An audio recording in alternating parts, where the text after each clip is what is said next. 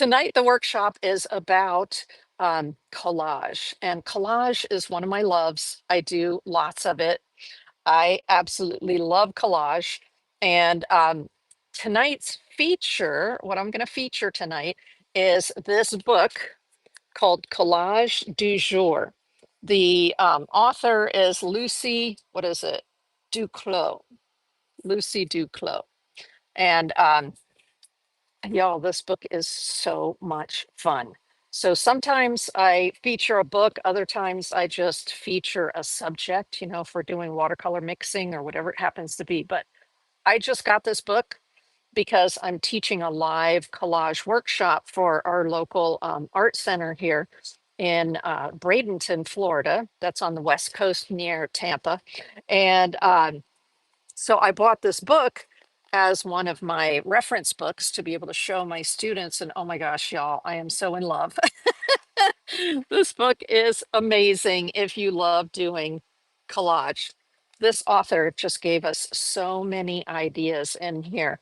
And let me show you, actually, let me show you what it was that, as I was preparing for the workshop, I created some artworks. Oops, I have a bunch of my collages here that are just slip sliding all over the place.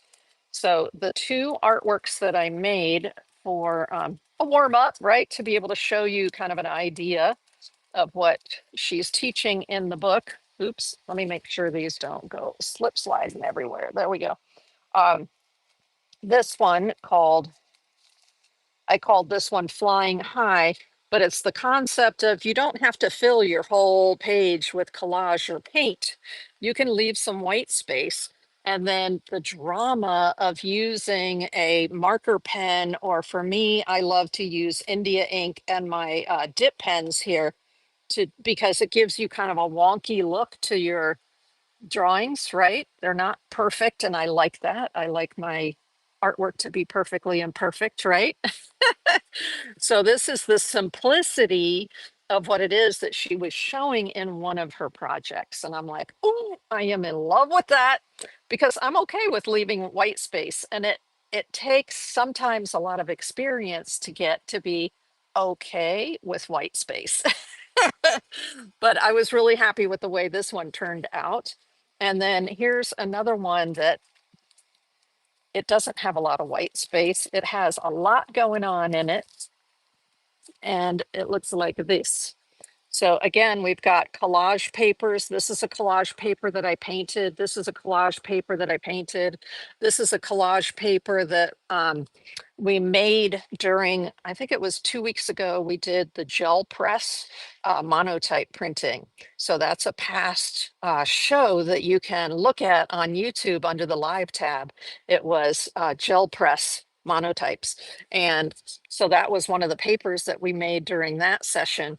And I'm going to show you how I make some of these papers tonight. And then here, this is also, this one right here is actually from a picture of previous art that I've made. So you can do that too. Where did I end up putting that? Oh my gosh. I only have 10 million papers around me here. Here it is. Look at that. Amazing that I could put my hands on it. But this was a painting that I made. It's a big, long painting in the, hey, Desert Diver, we're doing an art class tonight and about collage. So this was a painting that I had made, a big, long one, and I took it into sections. And then you can see here, I cut out some of it to put into my collage. So you can actually use copies of your old artwork to put into your new artwork. And that's what this is right here, was a piece from that copy paper of my own artwork that I had made. So this is an idea that was a jump off from the book Collage Du Jour. If you weren't here earlier, we're using for inspiration tonight this book called Collage Du Jour by Lucie Duclos. And there will be a link in the description of the video on YouTube later tonight. I'll go put these links in for the book and for other supplies. So you don't have to, try too hard to write things down. or screenshot. If you just go to my YouTube channel under the live tab, you'll be able to find the workshop tomorrow and the link to all of these books and supplies. Okay. There's one other book. Well, first, let me show you in her book part of the things that really attracted me to her book is, do you see on the cover here where you've got these marks and this mark right here, and then these little uh, like half rainbows here? Lots of mark making, right? This is like raindrops. And I'm always looking for new inspiration for mark making, because when you're a collage artist or you're an artist that paints a lot like I do, you I like to explore different types of mark making. And so let me find the page in here. And there's a chapter in here called Make Your Mark. Make Your Mark. And then she shows you just some of the kinds of marks that she likes to make in her artwork. But also, what I appreciate is on the next page, she gives you a little catalog here of her favorite marks. And that's what I like. I'm always on the hunt for what kind of marks do other artists like to make, and then I practice them for myself and decide which ones, if any of them, I like to use in my own artwork. And I love these little sort of loop-de-loop edges for things. I've used that before uh, in other artworks, these little bullseyes.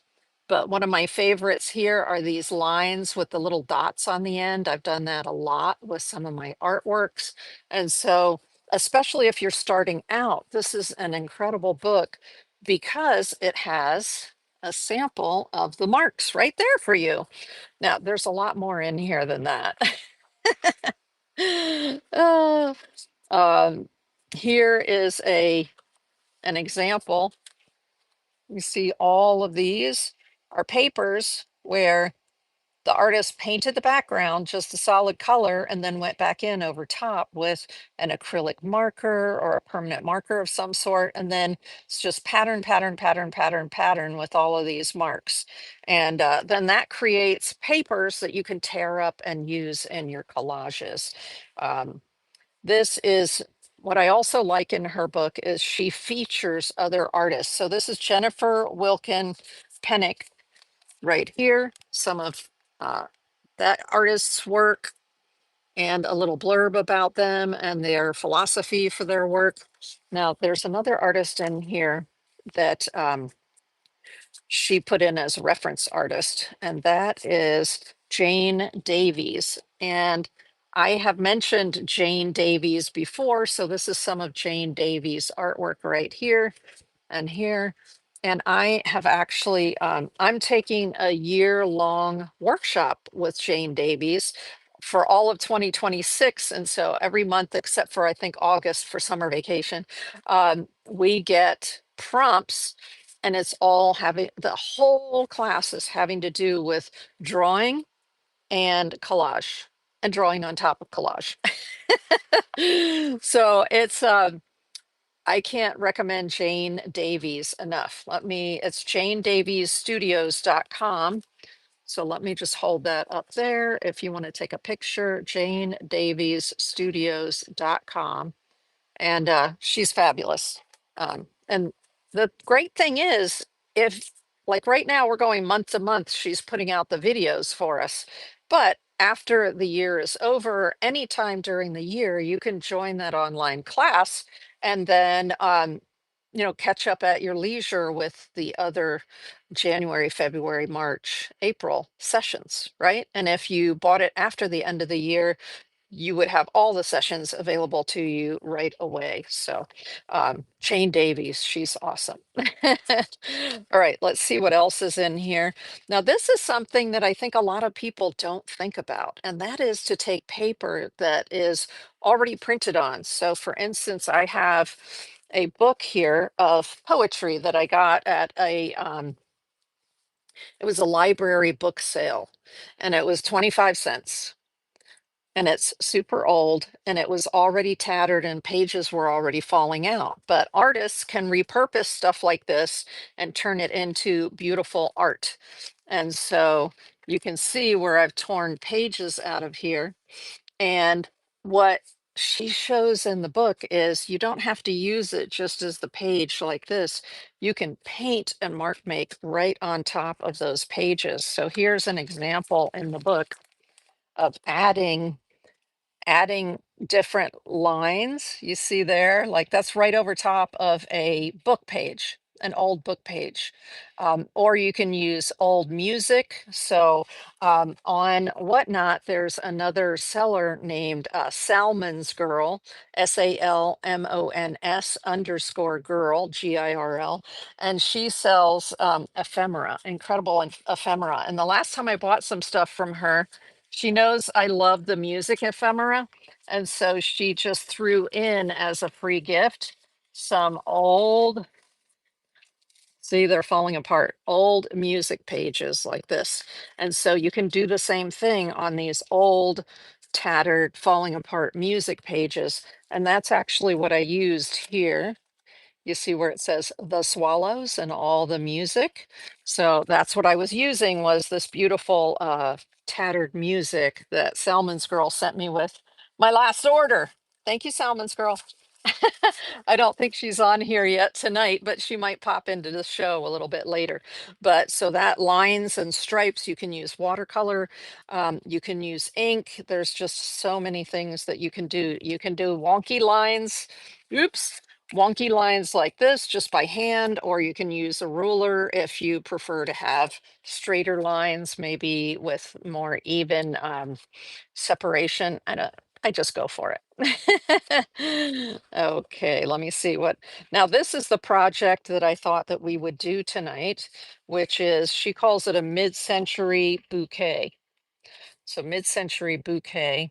And so do you see how there's lots of white space here, right?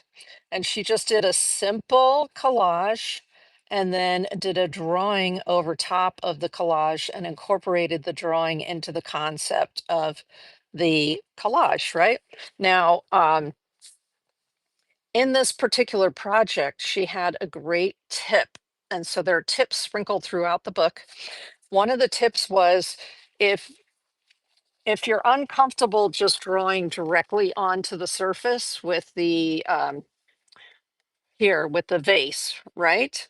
Then what she suggests is that you transfer the image onto there with some transfer paper. So this is just, there's transfer paper there, and transfer paper is just a very thin translucent paper so you can see through it. And you draw on it heavily with a pencil, and then you can move it around your composition and decide where you want to put your image, your, in this case, your vase. And then you just go right over top of that pencil line with either another pencil or a ballpoint pen, and it will transfer a light image of that onto your paper. Now, another way to do it is with transfer paper. But the nice thing about this, using this clear vellum kind of paper, is that you can see through it, where with transfer papers that I have, you can't see through it. So this one is nice because you can move it around and position and then kind of give yourself a little outline, and then she goes back over top of that outline with a marker to make it, some sort of ink or marker in order to make it nice and dark, right? So that is a great tip that she has in that particular project, but she has tons of projects in this book. There's so much fun stuff to do in here. So again, the book is Collage Du Jour, if you're interested in that. Now, I talked just a moment ago about how much I love that she has the her favorite marks in here, right? Um, and then the Jane Davies class that I'm taking right now, she gave us other marks to do. And this is an example of some of the marks that Jane Davies suggested. That's just taking a permanent pen and just doing loop-de-loops like crazy. So it's a repeating pattern, but it's very organic. And then another pattern that's very similar to when you're doing quilting. It's crazy quilting. You're using your sewing machine and you're just doing all these loop-de-loops.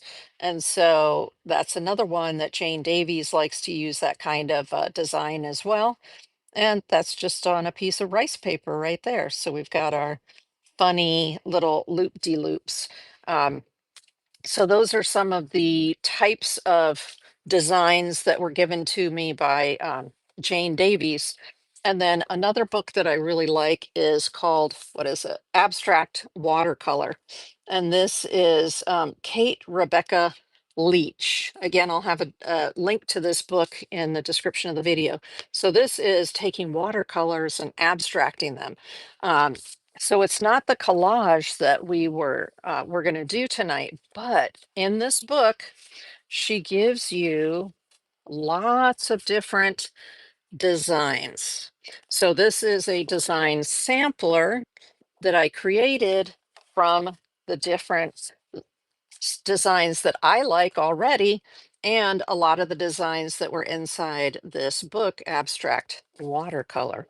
So I highly recommend that you get yourself either a sketchbook, or like this is a loose piece of mixed media paper, and you start recording what are some of your favorite different designs that are mark making that you can use um, on top of your collages or in your artworks. Okay. So that lives with this book because that's where I got most of those designs out of. And this is another one that she had done in watercolor. So first you put down the watercolor, then you come back on top and you do all your different little designs, right? Nice. So that came from this abstract watercolor book. I'm always on the hunt for mark making everywhere. And I do love my books for reference. Let me put this out of the way here. But there'll be a link to it in the description of the video so that you can look in there and make some of your own marks from what she does already. All right. The other things we're going to need while we're doing this workshop is we're going to need some paper. Now, I'm going to be using one of these spiral bound notebooks, 9 by 12. It's the same one that I used last week when we were doing the mixing dark watercolors. And there's something about the spiral notebooks. I just love them because it kind of keeps everything neat and tidy and together. And let me flip one more page. And most of these watercolor notebooks have a perforation down the side. So right here, there's a perforation all the way down to make it easy to take the pages out. Now this one, I love this one because it's hardbound. It's a hard cover and it's by Arteza. But it's beautiful 140-pound watercolor paper, 32 sheets in each one. And so easy peasy. You know, it's not too textured. It has a very light texture, perfect for what we're doing. Plus, with these watercolor papers like this one is the Arteza one. The other one that I had here that I was showing you earlier that we did last week's project in is Canson. So let me show you Canson XL. Again, I love the spiral bound, and it's just 140-pound watercolor paper, ready to go with a perforation down the side, size 9 by 12. So those are my favorites to play around in. And it works perfectly for collage. So we're going to be using that paper. And then, of course, we have to have collage paper. So I showed you the old book already that I'll be taking a page out of, or we'll use the music either way. And then these, there's Black Ink right here. It says Black Ink is a company that makes beautiful, beautiful artist grade papers. And so um, this is their scrap pack, it's called. And I can't tell you how many of these I bought over the years. Just every time I see one, I buy it. I buy one or two because the scraps of paper are just beautiful. and they're all acid free, and they're perfect for anything that a professional or craft artist could want to do. And so I will have a link to where you can get these in the description of the video after tomorrow or tomorrow. I'll go in tonight after the show and put them in, but that's how I buy them in a scrap pack. How many are in here? I guess it doesn't say. It's like 100, yeah, SP 100. So I think it's 100 sheets or more of the papers. Fantastic. Then something else that I just got this week is it's called the Vintage Craft Pack by Prudiet, and it comes with, I love this. So if you like to work smaller with smaller pieces of paper, it comes with these. This was on one order, by the way, meaning it came in one package, but it's all these different little like this is a torn paper pack, but it's not actual torn paper, it's scanned torn paper, and in three sizes, a square, a little bit longer, and a little bit longer still. And so these are great little with theme packs, like this one has flowers in it. This one has the torn paper theme. This one has a ledger theme. What's this one? Crackle paper or crinkled paper theme, but it's flat, but it looks like it's crinkled, right? And then I used this one right here with the little flowers that I just think is so cool. But in addition to that, in that set, it has stickers. So two different kinds of stickers. And I'm going to have a link to this in the description of the video so you can find it. This, they look like vintage or burned papers, but they're not. Here's all the different shapes and sizes there. Um, these are actually stickers with a paper on top. It's not vinyl, it's paper. So you can take these and somewhere on top of what you're working on, you can slap it down once everything is dry, and then you can write on it or draw on it, whatever, because it's a nice paper surface, but they are stickers. So I thought that was very different, that it was a nice paper on top, but sticker on the bottom. And then the thing that I am just having so much fun with in this set is um, these are vinyl stickers, but they're not real dried flowers, even though they look like real dried flowers, but they're stickers, vinyl stickers of dried flowers. And I have just been having so much fun with this set. I'm going to show you something that I made with those that was a collage. So this is a little tag, and you can see the little papers from in there and then the little sticker on top, but that is a little mini collage on a tag. Isn't that awesome? And then I used some of the other papers from the set, this little one right here, together with some paper that I painted. And here's that concept of drawing your vase on there and using other papers for the flowers. So this is a little mini artist trade card. Okay, so you can find these packs like all over the place online, y'all. They're just um, scrapbook, junk journaling. Those are some good words to use to find these incredible sets like that. And then, of course, I have collected postage stamps since I was a little kid. And so I have a big bundle of postage stamps in here, just tons of stamps from all over the world.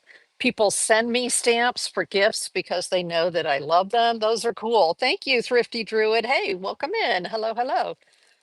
Ooh, this is something else that I love to put in my artworks as well, is natural dried flowers. So that other set I showed you had the vinyl stickers, pictures of flowers. These are real dried flowers. And I love to incorporate these into my artwork. There's actually a Japanese, um, I think it's called otagana or something like that. It's a technique of Japanese flower pressing and then including it in greeting cards and other things like that. So I've also bought online, you can get greenery like this. So this is actual pressed flowers right here. And they look terrific added um, into your collages. Now, The ones that I have that have the flowers on them, the artworks are in the other room, so I'm not going to go grab those. But I wanted to show you the dried flowers because they are cool. So I was talking about the postage stamps. So I have postage stamps from all over the world. But because, as you can see, I've been collecting postage stamps since I was a kid. I love using postage stamps in my artwork, and I do quite often. Um, as a matter, but the funny thing is, this artist here that we're talking about tonight, from the book Collage Du Jour, oh my gosh, she also uses postage stamps in her artworks, which I was like, oh look, she's doing the same thing that I love to do, is use the postage stamps. So let me go back to that project that we're emulating tonight. Oh my gosh, y'all, she has so many amazing projects in here. Um, so if you'll notice in her finished artwork right there, she has a postage stamp. Ah! So a lady after my own heart, right? Since I've been collecting stamps since I was a kid. Um, and then the other thing is that you can paint your own papers. So I like to use rice paper because it pretty much holds up to the acrylic paint that I put on it. Let me see if I can show you some of those, and also the papers that you make on the gel press, like from the show I did 2 weeks ago. So let me just show you some of these. Oh my gosh, these are. You see here, I just have. That's what happens when you're a collage artist. This is what happens. You just have stacks of beautiful papers all around you to inspire you. Um, so this was done on the gel press. You watched me do it 2 weeks ago on my workshop. This is some of the rice paper that I just painted with acrylics and then went in with a, oh, I used a glass pen on this one. So I used a glass pen, dip pen with ink, and so that you can get blotches and craziness out of it, right? So it's not even. I didn't want it to be even. Let me see, there's some other paper in here. This is also a piece that I painted, rice paper again. Um, they also call it online Juan paper. So growing up in Asia, I grew up in Asia, and we always called it rice paper. We just called it rice paper, although it's not made with rice. It's so weird. It's like, why do we call it rice paper? I don't know. But the more official name for it is Juan paper, Xuan, Juan paper. And that's what I do most of my, when I'm making collage papers, that's usually what I use. So this is a hot pink um, acrylic paint. And then I went on top of it with acrylic markers and just did a random design, right? Ooh, this one I really had a good time with. Again, it's just, oh, this is newsprint. So if you've been an art student before, of course you had newsprint, right? Which is just a kind of a putty color paper. I think I have some right here. Do I? See? So it's sort of putty colored. And that's what you do your initial sketches on and your warm-ups, right? As an art student. Well, um, you can also put acrylic paints on it to use for collage. It works beautifully because when you're buying it, it's acid free. Okay, you're buying the acid free for your artwork, and then you're coloring it just acrylic paint. And then I went in on top of the acrylic paint, and you recognize again that meandering design is like crazy quilt design. And I just did that with a brush pen. Let me see if I have one right here, like a brush pen, like that, to create that sort of fun design right there, right on top of it. So those are the kind of things that you can do to create your own papers. And then, ooh, I like this one for cutting up too. You see how that was just randomness that was left on the gel plate? And then, but that'll be great for using as a collage. So yes, I have a massive stack of these papers here. This was one of my favorites right here. This was paper that was just a Indian from India construction sort of construction paper, acid free though. And then you see how I just used a fine liner. So this is a fine liner right here. This is a micron pen, some of my favorites. And I just doodled, right? So when you're sitting there watching TV or listening to a newscast or something, just doodle on some of your paper, and then that becomes really cool to incorporate into your artwork. As a matter of fact, where was it? This one right here. So you see the little leaf right there with the scribbles on it? That was this paper right here with the little leaf, right? So that's some of the ways that you can use these handmade papers. This is there. I use several kind of scissors in the studio when I'm doing collage. So this is a big, you see how it comes down? It's like for cutting fabric, how it's flat along here. I like to use this if I'm trying to cut a straight line. But they're great shears for anything. But then when you want to cut small designs, so for instance, you see this piece right here where I had a small design here and a small design there. And yes, I keep these. Um, you want a small pair of scissors. So these are called fussy cut, Fussy, fussy cut scissors. Eek. And so you want to use those to do your fine cutting. Okay. And then when I have little wispy pieces left over, then they go into a tray. So you see here, I just have a tray and I have a whole bunch of the little pieces, oops, that are cut out. Why do I keep the cutouts? Because there's such a thing as a negative painting. So um, when we put a shape down, let's say I cut a circle out of a piece of that paper. Well, there's an empty circle left over with a bunch of paper around it, a nice design, right? So I can use that empty circle also in my artwork. You don't throw it, you can see, I don't throw any of my little bits away. But I do try to keep them organized in a little tray so that there aren't pieces of paper flying everywhere. And the last thing I wanted to show you before we go over the table, oop, hold on just a second, is what I make my marks with. So I mentioned before the Micron pens that I love to do those black lines. But besides the Micron pen, if I want a little bit wider line, I like the Grabby.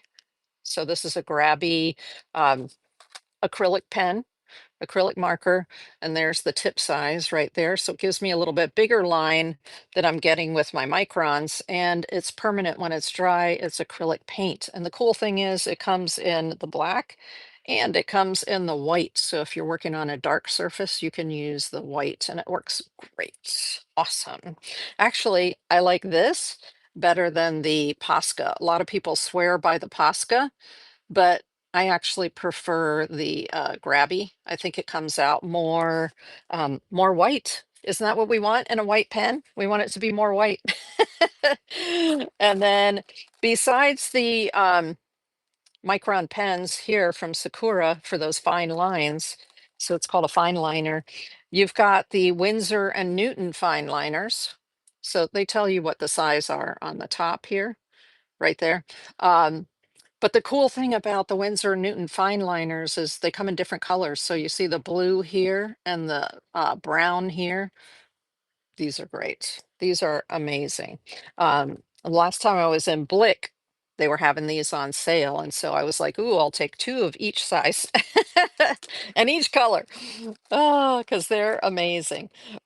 And then the other ones that I am just like going crazy for lately, these are the Artistro. So it should say right there, Artistro markers. And this particular set has a brush end and a dot end. So I'll show you how I use those when we get over the table. And then if you're working bigger and you want to cover a bigger area, there are many brands of acrylic markers. This is the Pebeo acrylic marker. They gave it to me. Thank you, Pebeo. And so this has a big, you love Artistro. Yeah, they're great. They have lots of really nice, and these you don't have to prime them or anything. Like this one, there's a little, you can hear a little marble in there. You have to keep it mixed up, but for some, I don't, it's magic. Somehow, Artistro, you take them, you pull the cap off, and they're ready to go. They're amazing. But here's what this one looks like, right? And I love these because you can get a 15 millimeter line that way. You can get a 5 milliliter line that way. And then if you use the corner, you can get a really thin line. So even though these tend to be expensive when you buy them, you get so much use out of them. And because this barrel is so big, you get a lot of paint in there. And I find these to be very useful. And they come in lots of different colors, including fluorescent pink. So yes, I love those. All right, so this is just a tray from the grocery store that had something in it, lunch meat or whatever. And look at that. Look at how perfect it is. I'm always looking for things, double use, right? Instead of throwing it in the recycle bin, I can use it to try to stay organized in the studio.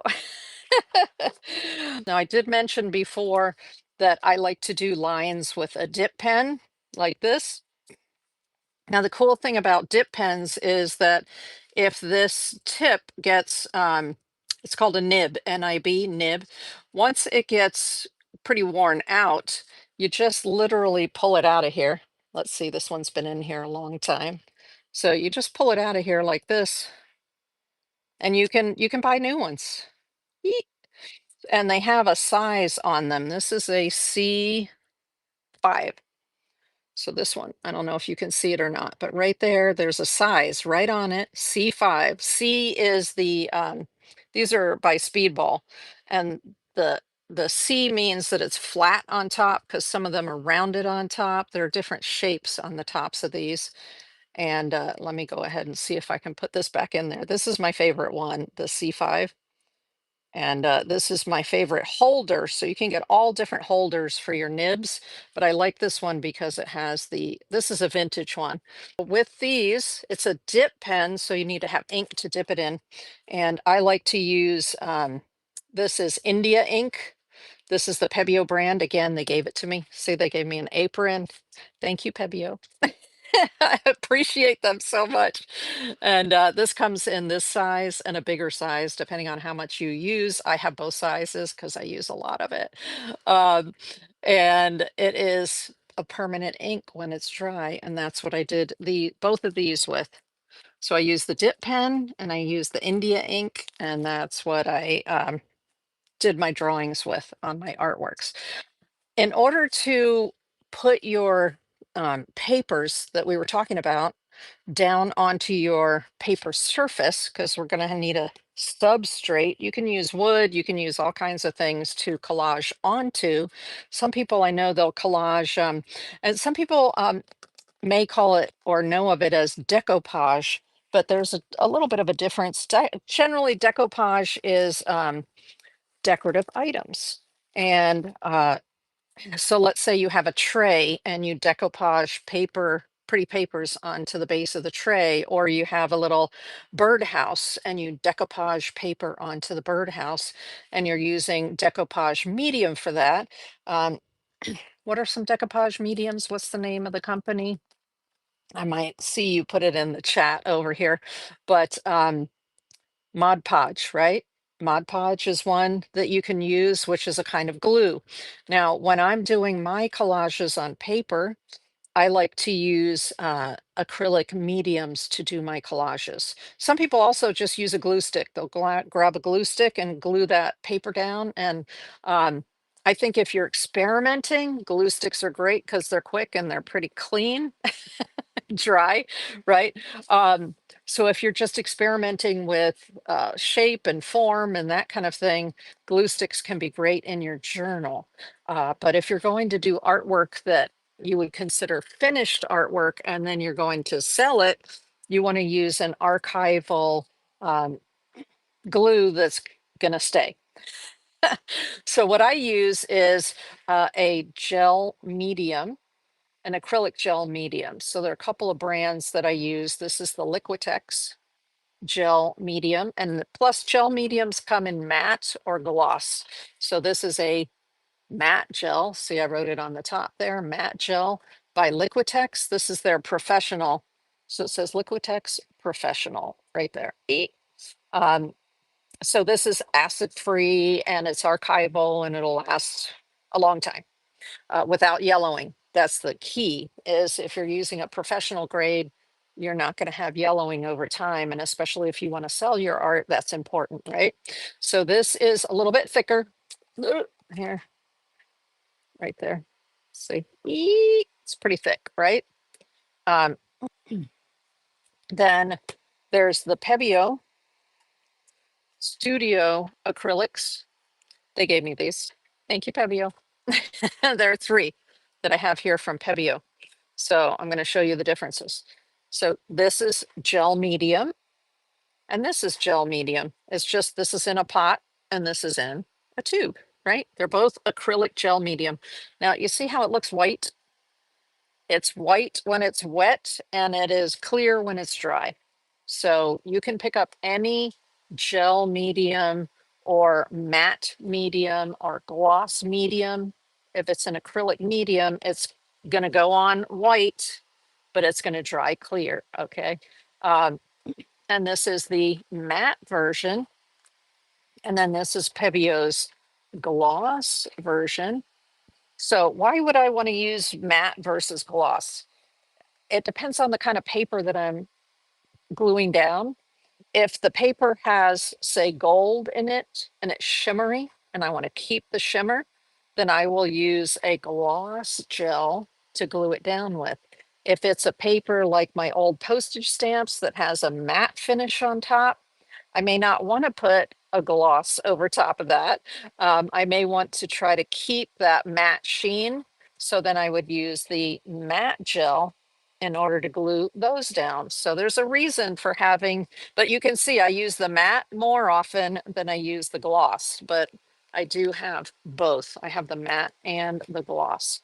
And then this is something very special by Pebeo called Bindex. And Bindex is it's a little, it's still like this in the pot. So you see it in the pot there. But if I do this, it starts moving. So what you've got here is a little thinner consistency, but not too wet. Because yes, there are a lot of mediums that come like this. Okay, this one is the Sargent Art acrylic medium, right? Matte medium. But you see here, it's fluid, right? You see how fluid it is? So many different companies make this. Golden also, Golden Artist Supply makes a matte medium that's fluid like this. And what I find sometimes is that the fluid mediums are a little too wet, depending on what kind of paper I'm using. And sometimes this, if I'm using silky papers, sometimes a gel medium can be a little too thick and cause things to rip. So the Bindex is the consistency that's just right in between the gel medium and the fluid medium. Okay. And so that's why I always have to have Bindex on hand from Pebeo, and that's unique. There's not another company that I know of that has that sort of in between, and this is called Bindex. So it's one of my favorites for doing collage. But one more, and then we're going to go over the table. Um, here's Blick Art Supplies acrylic gel medium. So they also have just their own branded. Now it's a little chunky because it's a little old, but the difference is, um, for instance, this one's a little less expensive, but it also has more of a smell to it.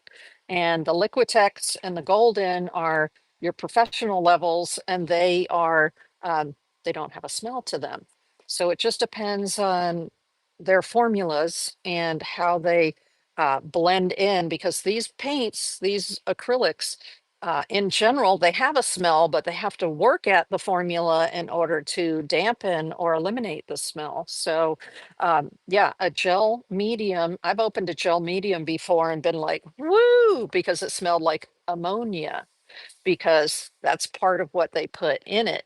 They have to work hard in order to alleviate that, in order to get rid of the smell, so it's easier for you to use in your studio. So that's why I like to recommend the professional levels like this and the Pebeo. The Blick is good, it's just these are the next level up, right?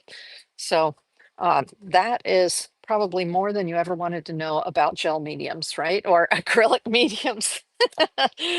Let's go at, oh, and tools wise to apply that medium, the acrylic medium, you just want like cheapo brushes. These are some of my Pebeo brushes, but they have, this is called a Taclon nylon top. And so it's got nice spring to it and it makes it easier for you to put it down. You don't want a brush that's like a watercolor brush that's too soft. You want to be able to have a little pressure when you're putting it down. The other thing that I like to use is a palette knife. So this is a diamond head palette knife and I have it in different sizes here somewhere. There's another one. And if I'm working large, I use this type. It's an offset like this, but I use a large one. And if I'm working really big, I have one of these, but it's like this long. Biggie one. Okay, so palette knives are really good for this process as well. And speaking of the process, let's go over top of the table and get started with making some collages. Oh, you are gonna, of course, want some sort of water for your brushes. So this is the Faber-Castell. I love this water container. It's collapsible, so it travels real well. Plus, it has a scallop edge, so you can rest your brushes on it as you're working. It's awesome. Okay, there we go. Let's put our brushes here so that they're ready for us. And another thing that I like to do is I either use a, this is palette paper, or I use like old newspaper inserts like this as I'm working. This one actually already has all kinds of medium on it all over the place that I was using the different sides and inside here. See how it's stuck together because I was using it. Let me get a fresh one so that we don't get that. There we go. So I just get these in the mail, right? They come in the mail. I'm like, great, thank you. That's my collaging surface. And hey, you could even collage with it if you wanted to, but this is not acid free. All right. And so of course I'm trying to work with acid free as I'm doing this process. So the nice thing about the project that I picked out of the book to emulate today, let me move these things up, up. I have two waters because you can never have enough water there. Okay, let's put these here. And I just want to move this up so you've got it, yeah, way up in the image there. Perfect. And I'm going to put this right next to me here. That's where I'm going to do my, well, I will show you when it's the time. So the project that I picked out of the book, Collage Du Jour, way back here in the back. And let me show you some of these other projects here. Symmetrical projects like that. So she's talking about how to get symmetry and then colorful flowers. Look at these incredible leaves. So different ideas for how to cut your collage papers as well as the doodling to do on top of them. Let's see what else is here. Ooh, this one's fun. It is how to give yourself the feel of a landscape with torn paper, right? So she'll step you right through it. I love these kind right here of sort of geometric and organic shapes together. Here's her vase study, right? So I'm not going to show you the whole thing, but there's just so much in here. All right, so let's go to that project right here. The idea that she had in this project is that you want to take some printed paper, printed matter, whether it's out of a book or it's the music, and then use some transparent paper over top of it so that you can actually see through the transparent paper, which is so much fun. And let me go ahead and put my marks in there. Then we're going to mark make on top of it. So I'm going to start with which to start with, music or the other one. What we initially do is just pull our papers together. So I do what I call auditioning. I audition my various papers. So remember to look at the back when you're working with music. It's not always what's on the front. I like to look at here, Young Charms. I think that's kind of fun right there. See where the title says Young Charms. So there's a nice piece of music right there. Maybe we'll also pick a piece of paper out of this book that I was telling you about, right? Where you take the old books and you give them new life. Okay, there's a page. Now, one of the things that she had done with this was put lines on it, right? So let's just do, sometimes I cut, sometimes I tear. Some people don't like the look of torn paper, so they'll cut. Whatever blows your hair back is fine. It's all good. And so I may want to do something like that. All about the audition, y'all, right? The audition. Let's see what other color. You know what? I'm remembering that what I want to work with today is the shape of fish. So on my website, under the events tab, under past events now, because we've already started, you're going to find these. These are vector images of fish from pixabay.com. And so I have different shapes of the fish, and I'm using them as reference to go over top of here. So I don't want to do the music because the music is more conducive to birds, right? Birds sing. So I'm actually going to put these aside and I will use those for something else because right now I want to focus on what I can use with my fish. So I'll just put this piece down right here. And then we want to use um, one of the reasons I like to paint on rice paper and draw on rice paper. So that's what these are. This is all just old rice paper, Juan paper, is that it is very translucent. So this is just marker on top of the rice paper. So when you put it down, you can still see through it. And I like that. Now see these marks right here? They look like little raindrops. I'm going to show you how I make those real quick. So let me just grab a piece of paper. Let me see if there's some space on one of these other papers. Yes. Okay. There's just a random paper. And I'm going to show you how I make those little raindrops or teardrops. That's what's so great about using these Artistro markers with the brush tip and the dot tip is with the brush tip, let's use a dark color so you can see it. With the brush tip, it's flexible. So there's what it looks like, but it's flexible. So let me do this because I don't want it to go through necessarily onto what's below there. So I just position this and press, and then I'll bring it up and show you in just a second. These are awesome. So if you have a brush tip type marker that is flexible, you can make these raindrops. You see that? Isn't that amazing? And it's so stinking easy to make. So I usually go in between the row above it to kind of give us the offset. You see that right there. Isn't that fun? Super easy to do, right? But that creates your own pattern paper. And like I said, it works beautifully on this Juan paper that I've painted with just acrylic paint. And so I can do a little bit of this. Once you get in the rhythm, it's pretty quick. It doesn't have to be perfect, right? It's your own handmade pattern design. Doesn't have to be perfect, but it's just fun.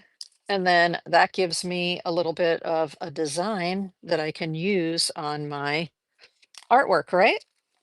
Love it. Yeah, so that's how I get that. Now let's do this little corner right here. Let's do a meandering. So I'm going to use this. I had shown you the grabby acrylic marker. This does have a little marble in it. So let's use that. Now this is a pump marker, so I have to press it once or twice to get the paint to flow. And then you just, and this takes some practice because, you know, your brain oftentimes doesn't want to do something that is not symmetrical. We like symmetrical, you know, we have two eyes. If you split your face in half, it almost looks like it's a mirror image, right? And so our brain likes that. And it takes a lot of practice for your brain to allow you to be able to do something that is not even, that is completely random. So that's how you do that sort of meandering design like that. That's what I call crazy quilt design. And it doesn't matter if the lines intersect or don't intersect, it's all whatever aesthetic you like. So that's two different designs right there. And let's move this back over and let's see. The blue's not quite dry. Of course, I have paint on me because, hey, I'm a painter, right? Let's see what else. I just love this pink. There's something about this pink that I really enjoy that. So I'm going to see how this line is straight. Maybe I'll cut this one then. Oop, let's do a strip like this. Okay, so now I've got a strip kind of like that. You can see a little bit through there, which I love that about the rice paper. Um, let's see. I'm just looking for other designs here. What else can I put on here? And I'm bearing in mind that ultimately I want to use my ink pen, one of these dip pens, and I want to put some fish on it. So I don't want a color that's so dark like this that you're not going to be able to see the fish on it. Okay. So I'm bearing that in mind. Even this red is a little bit dark, but let's look here. Too much pink. If I add that pink in there, this blue is a little dark, right, for that. Oh, this is kind of fun. This was a big stamp, and I just put some, I used the roller to put some paint on it. Hey, Annette Collects and Sells, welcome in. And that's kind of fun, right? So I think I will tear this so that I can sort of get it around the leaves like this. So I'm just tearing around the design. But this was just a stamp with a roller that had acrylic paint on it and lots of water because you can see it wasn't really dark. And then I went in here and I used an acrylic pen like this. So you can go right over top of it with your brush pen and highlight the design if you want to. That's sort of what I was doing there. And it helps to have a good set of acrylic markers for sure. Just a little something, something to zhuzh it up a little bit. Okay, so that's kind of fun. Even though we're going to be underwater, right, with this concept. Annette, I don't know if you were here earlier, we're working on a design concept from the book Collage Du Jour by Lucie Duclos, and it's back in here. So it's the idea of you leave plenty of white space, and then we're going to draw on top, all right, and do some doodling. And so the nice thing about this particular design is that you don't need a lot of paper, and it's okay to have plenty of white space. But what I like about these are it feels like underwater, like the algae or the plant life underwater, right? All right, now that's enough of my handmade papers. Let me get some of the scrap pack from Black Ink. And what I love about, yeah, it looks fun, right? I know. I'm in my happy place when I'm doing collage for sure. So in this scrap pack from Black Paper, this is mulberry papers, you have some papers like this one, this blue one, that are very opaque. So we don't want that right now. We're trying to do a design where you can see through the paper. So we want papers that are more like this. This is a mulberry paper that you can see through.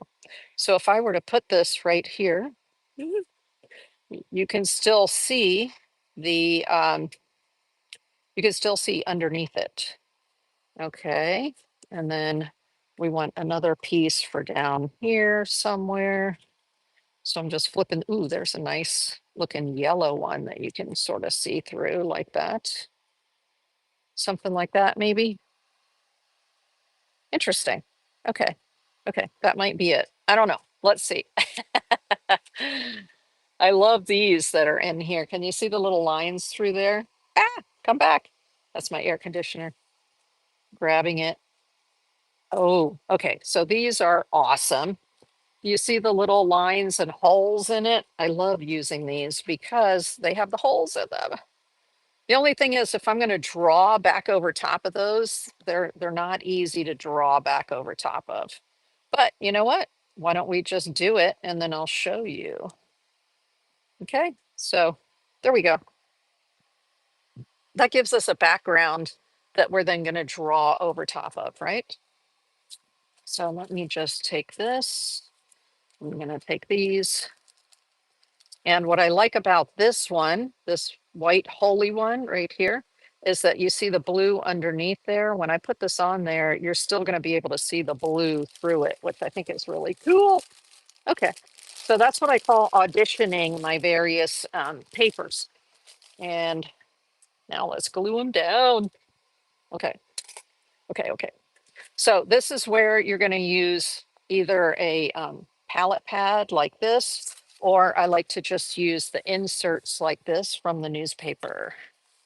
So let me see what you can see. Now I sort of deconstruct this. Like, what is the first layer? The first layer is the music. Music right there. So I'm going to sort of set this aside because I want to know what order I'm doing things in, right? And now we're going to go ahead and glue that down. Another thing I like to use to glue down with is this catalyst wedge because it's flexible, it's silicone, and it makes it really nice when you're putting your paper down like that. So here we're going to take that insert, we're going to flip this over like this.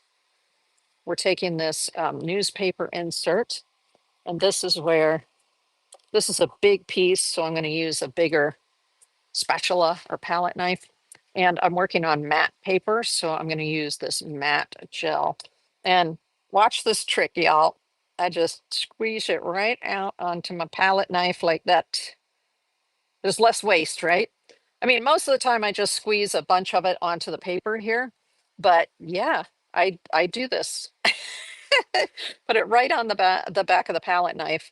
And then that way I have it right here and I can just go right, I want to cover the whole paper and go right off of the paper, off the edges. I may need a little bit more to get this whole thing. Yeah, I'm going to need a little bit more.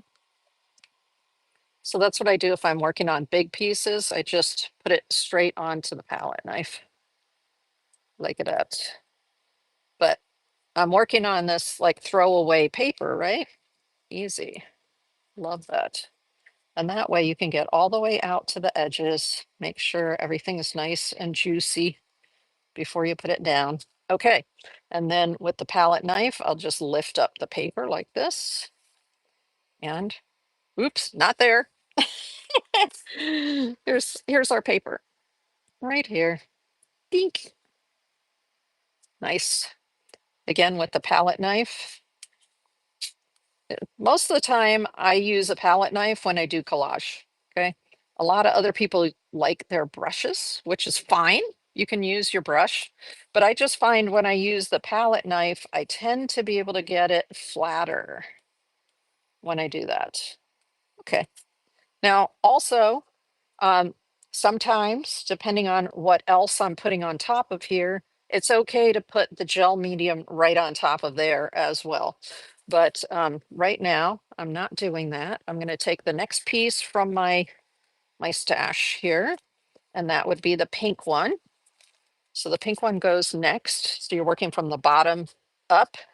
And I look here and I'm like, ooh, okay, there's a lot of, I don't want to put this down on top of gel medium, because if I do that, what's going to happen is it's going to tear some of the color off the top of here. And here I have too much white on the end there. So I'm going to put it down here where I don't have any matte medium, like this, down near the bottom. And then here we go again. Welcome in, everybody. I see some folks over on YouTube and some folks here on Whatnot. Thanks for joining. We're doing Collage Du Jour tonight from the, we're doing a project similar to one that's in the book, Collage Du Jour. And if you follow me on YouTube, I'll put a link to the books I mentioned earlier and the materials, like the black ink scrap paper and stuff, will be in the description of the video on YouTube. So here we go. We're going to put this one right here. Yeet. Oh, that is so bright and fun, y'all. Love it. I love that fluorescent pink. Let me see if I can find the fluorescent pink to show you. It's a Pebeo color. And I think the one that I used is actually from their Studio Acrylics line. Hey, let me see if I can put my hands on it, because it's one of my favorite pinks to play with.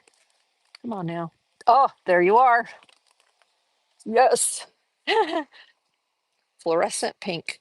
Isn't that amazing? So the Pebeo Studio Acrylics, amazing. Love this stuff. Use it a lot. I use it a lot, a lot, a lot. I even use it for color mixing instead of red. If I want bright colors, instead of red, I use this fluorescent pink to color mix, and it gives you the most like bright, gorgeous colors. So that's what this is right here. Let me just make sure I've got that all down.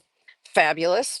Now, I've used quite a bit of this paper, but there is an area in the center here where there's no gel medium, because that's where I put this big piece of paper, right? So now I can go with this one.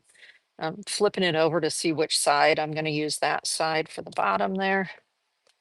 Okay, here we go. A little bit on the palette knife like that. And I'm just going to coat this side right here. There we go. This is that mulberry paper, which is the cool thing about mulberry paper, which is what we got out of the black ink scrap pack, is that it's very strong. Even though it's thin, it's nice and strong. Okay, let's see if that will work. Yee! Here we go. Nice. And we're going to do it a little bit, just a little bit down there and up that way. And the cool thing about it is you're going to be able to see right through it. Yes, you can see right through it. It's awesome. Awesome, awesome. Let me bring it up closer so you can see that. Isn't that awesome? The way you can see right through it, but it gives you a hint of color. Love that stuff. Okay, the next one is going to be this, which is on rice paper. All right.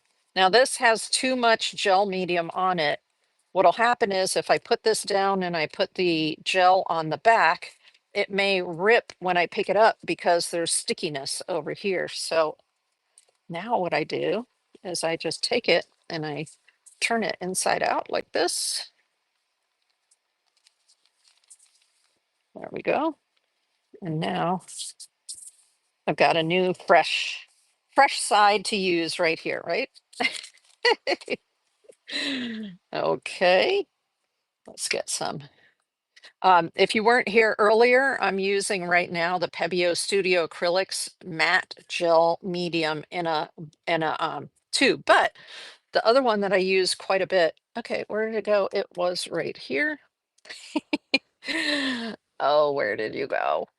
I'm looking for the Liquitex. There it is. I found it. I found it. Of course, it's right here on the table. This is the Liquitex Professional Matte Gel. And like I said, it comes in matte or gloss. It's a little chunkier. See how this is a little thicker out of the jar like this? But basically, you apply it the same way. It's just slightly thicker. And part of that is just preference. Do you prefer the thicker? Do you prefer the thinner? What works better for you based on the papers, the type of papers that you're using, right? So let's do this. Got it all over there. You want to be relatively quick because otherwise the corners and the edges start to dry. And that is annoying if you put it down and the edges are dry. Here we go. I'm going to put this sort of cantilever like this. Ooh, fun. And it doesn't matter. I have excess. The cool thing about the jar is you just go like this to clean it off, right? So I'm going to sort of hold this up here and do this so I can put it on without having too many wrinkles, right? Wrinkles happen, it's okay, but that's a pretty clean get. And you see how the rice paper you can still see through as well. Ah, it's awesome. Okay, and then this beautiful paper again from Black Ink, the mulberry paper, is the last piece we're going to put on there. Yee. Okay, here we go. Yikes. I got to get my thing back here. And I can put it right, let me see which side do I want to put down. This side has more texture to it. I want to put the textured side down. So I'm putting it inside where the other one was, so it doesn't have any of the gel medium on the front, right? Nice. Okay. Fabulous. Let's do that. Yee. And it looks like I need just a little bit more over here. Quick and easy. The thing with this particular paper is it has lots of holes in it, so you really have to do it pretty quickly because otherwise it will attach itself to your paper here. We don't want that. Okay, let's sort of put you right here like this. Ooh, I need to move you over this way just a little bit. Nope, not that far, a little bit better. So before I push it down, I want to sort of evaluate my, like, where is it in the plane of the surface here, right? Okay, nice. There we go. That gives us a little extra texture there. Eee. The reason I like to use palette knives when I'm doing collage, y'all, is because it's so easy to clean. So this is all I do. I just wipe it off like this. There we go. And then it's clean, except you can see there's a little bit of dried right here. So this is what I do to fix that. Let me fix that. I just take another palette knife and I just scrape it off like this. So if any of your paint dries on your palette knife, it's super easy to get it off, right? Usually I'll take the palette knife and I rest it on the edge of the table so that it's flat. And then I can just use my other palette knife like this and take all of the dried paint or medium off of it like that, right? And get it back to clean. Woohoo! Easy peasy. All right. I'm so happy.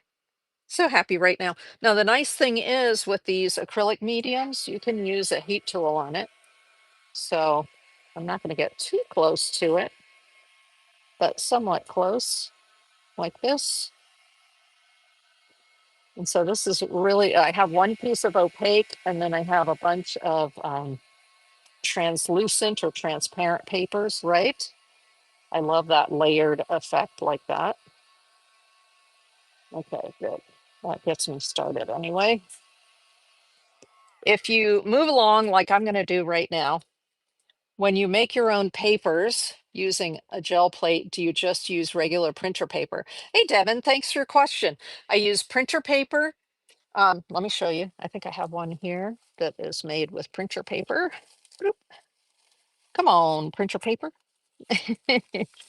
Okay, so this one right here was made on the regular printer paper. Okay, and then This one right here. This wasn't done on the gel press, but you could definitely use it on the gel print press. This I just brushed the paint on, but you could also do it on the gel press. And this is newsprint paper, which is, by the way, super cheap, y'all.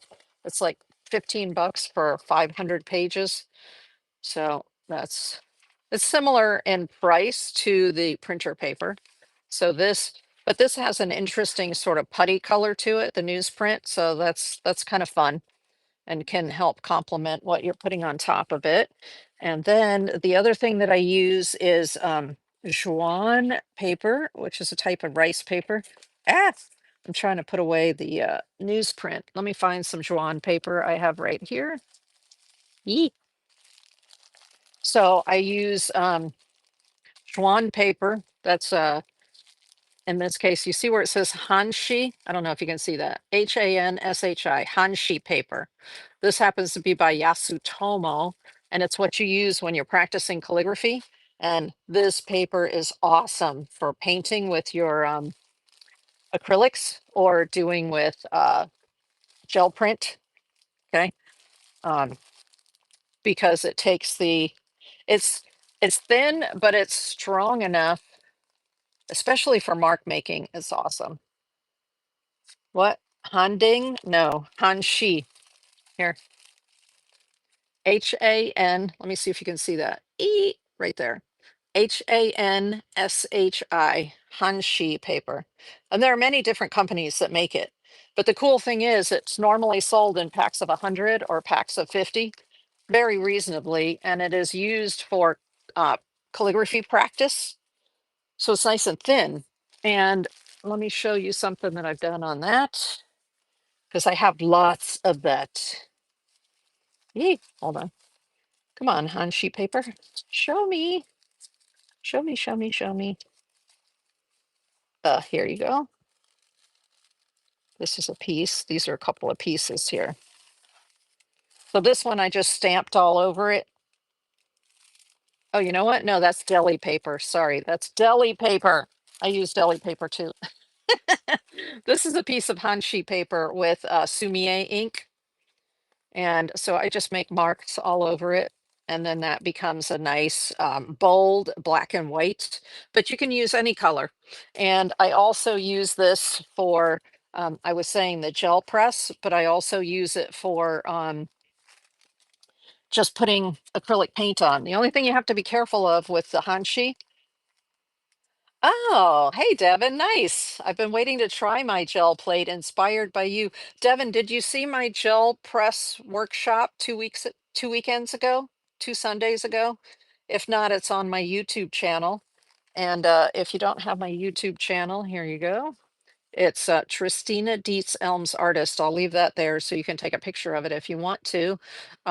But if you go to the live tab, oh, you watch every Sunday. Thank you so much. I appreciate you. Fantastic. So with this Hanshi paper, I use all different kinds of stuff on it. Hold on a second. Let me show you. So this is Hanshi paper, so rice paper, and I put acrylic paint on it.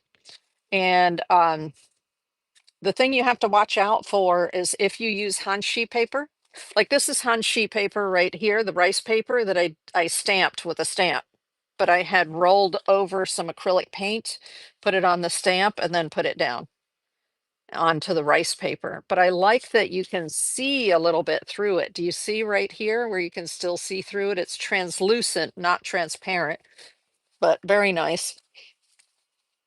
When I'm using the Hanshi paper and I'm putting acrylic paint on it like this, I put it on top of a notebook like this on a fresh page because what happens is you're going to get paint coming through. You see how some of the paint came through? And so the paint will come through on here, and then that creates background papers like this. So this is just in the background, there was paint that was coming through some of this.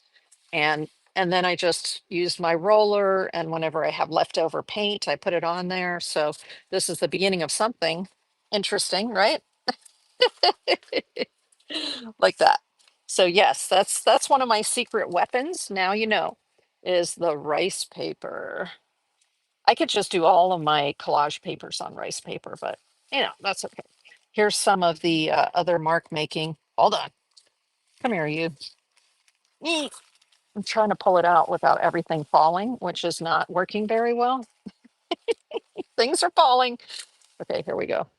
But so this is some of the mark making that I make on the Hanshi paper, like that, and like this. This was just with a an acrylic marker, and then just lines like this. Again, acrylic marker, right?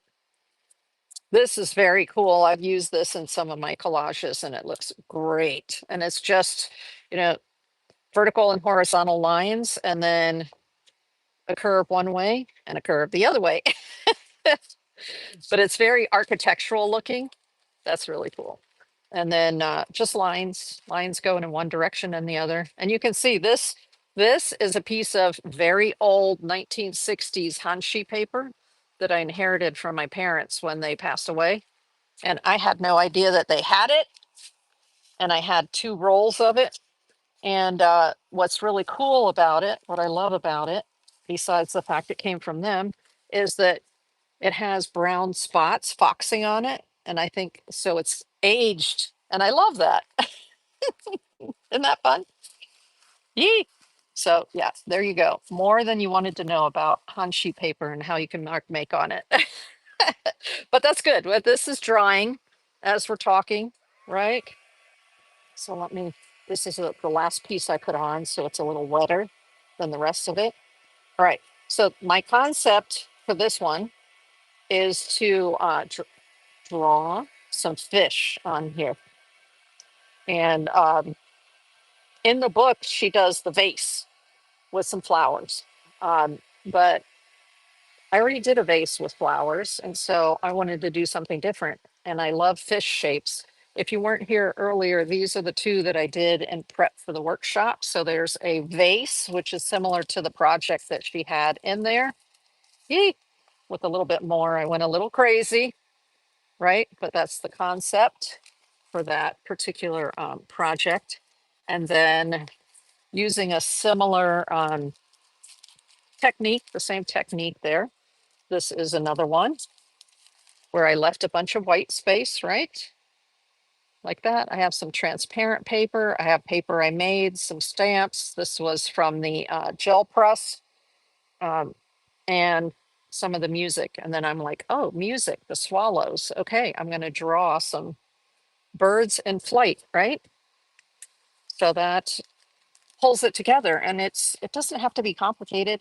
It's just fun. Have fun, right? We have all these beautiful papers. Let's use them, right? Okay, so now that I'm just gonna set these aside. That's the gel mediums and stuff. Um, and it's still a little bit cool to the touch, but it's dry enough that I can go ahead and use my ink to draw some fish on here. So like I said, there are a couple of ways I can do it. I can do it with, this is a grabby acrylic marker. So that's a great way to do it. I have the Pebeo acrylic markers here too.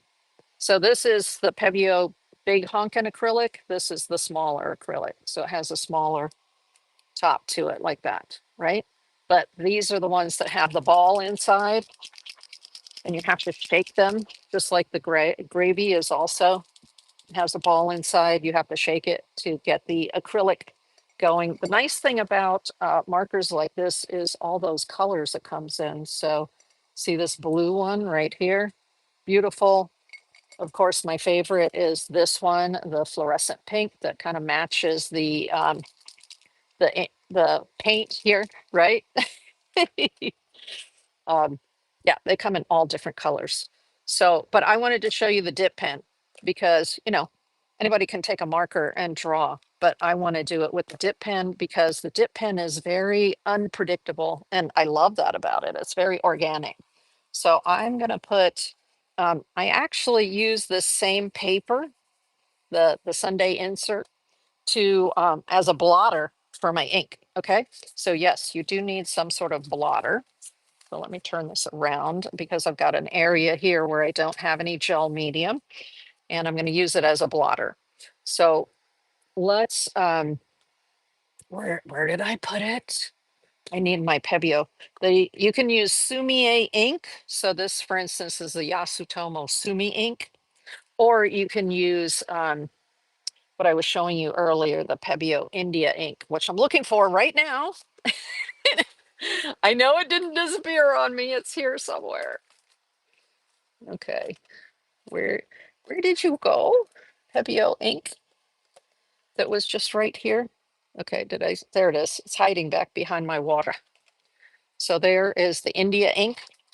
Now, what a lot of people like to do is they like, if it has a dropper in it, like this one does, and depending on how big of an artwork you're working on, you can just take the dropper like this and gently, if you gently press on the little squeeze thing here, you can actually make your marks right with the dropper, right? But to me, it's just a little too unpredictable. So I prefer to use the ink. So I'm going to set this aside somewhere where I'm not going to make a big old mess, right? Okay, good. I have a little cup right there.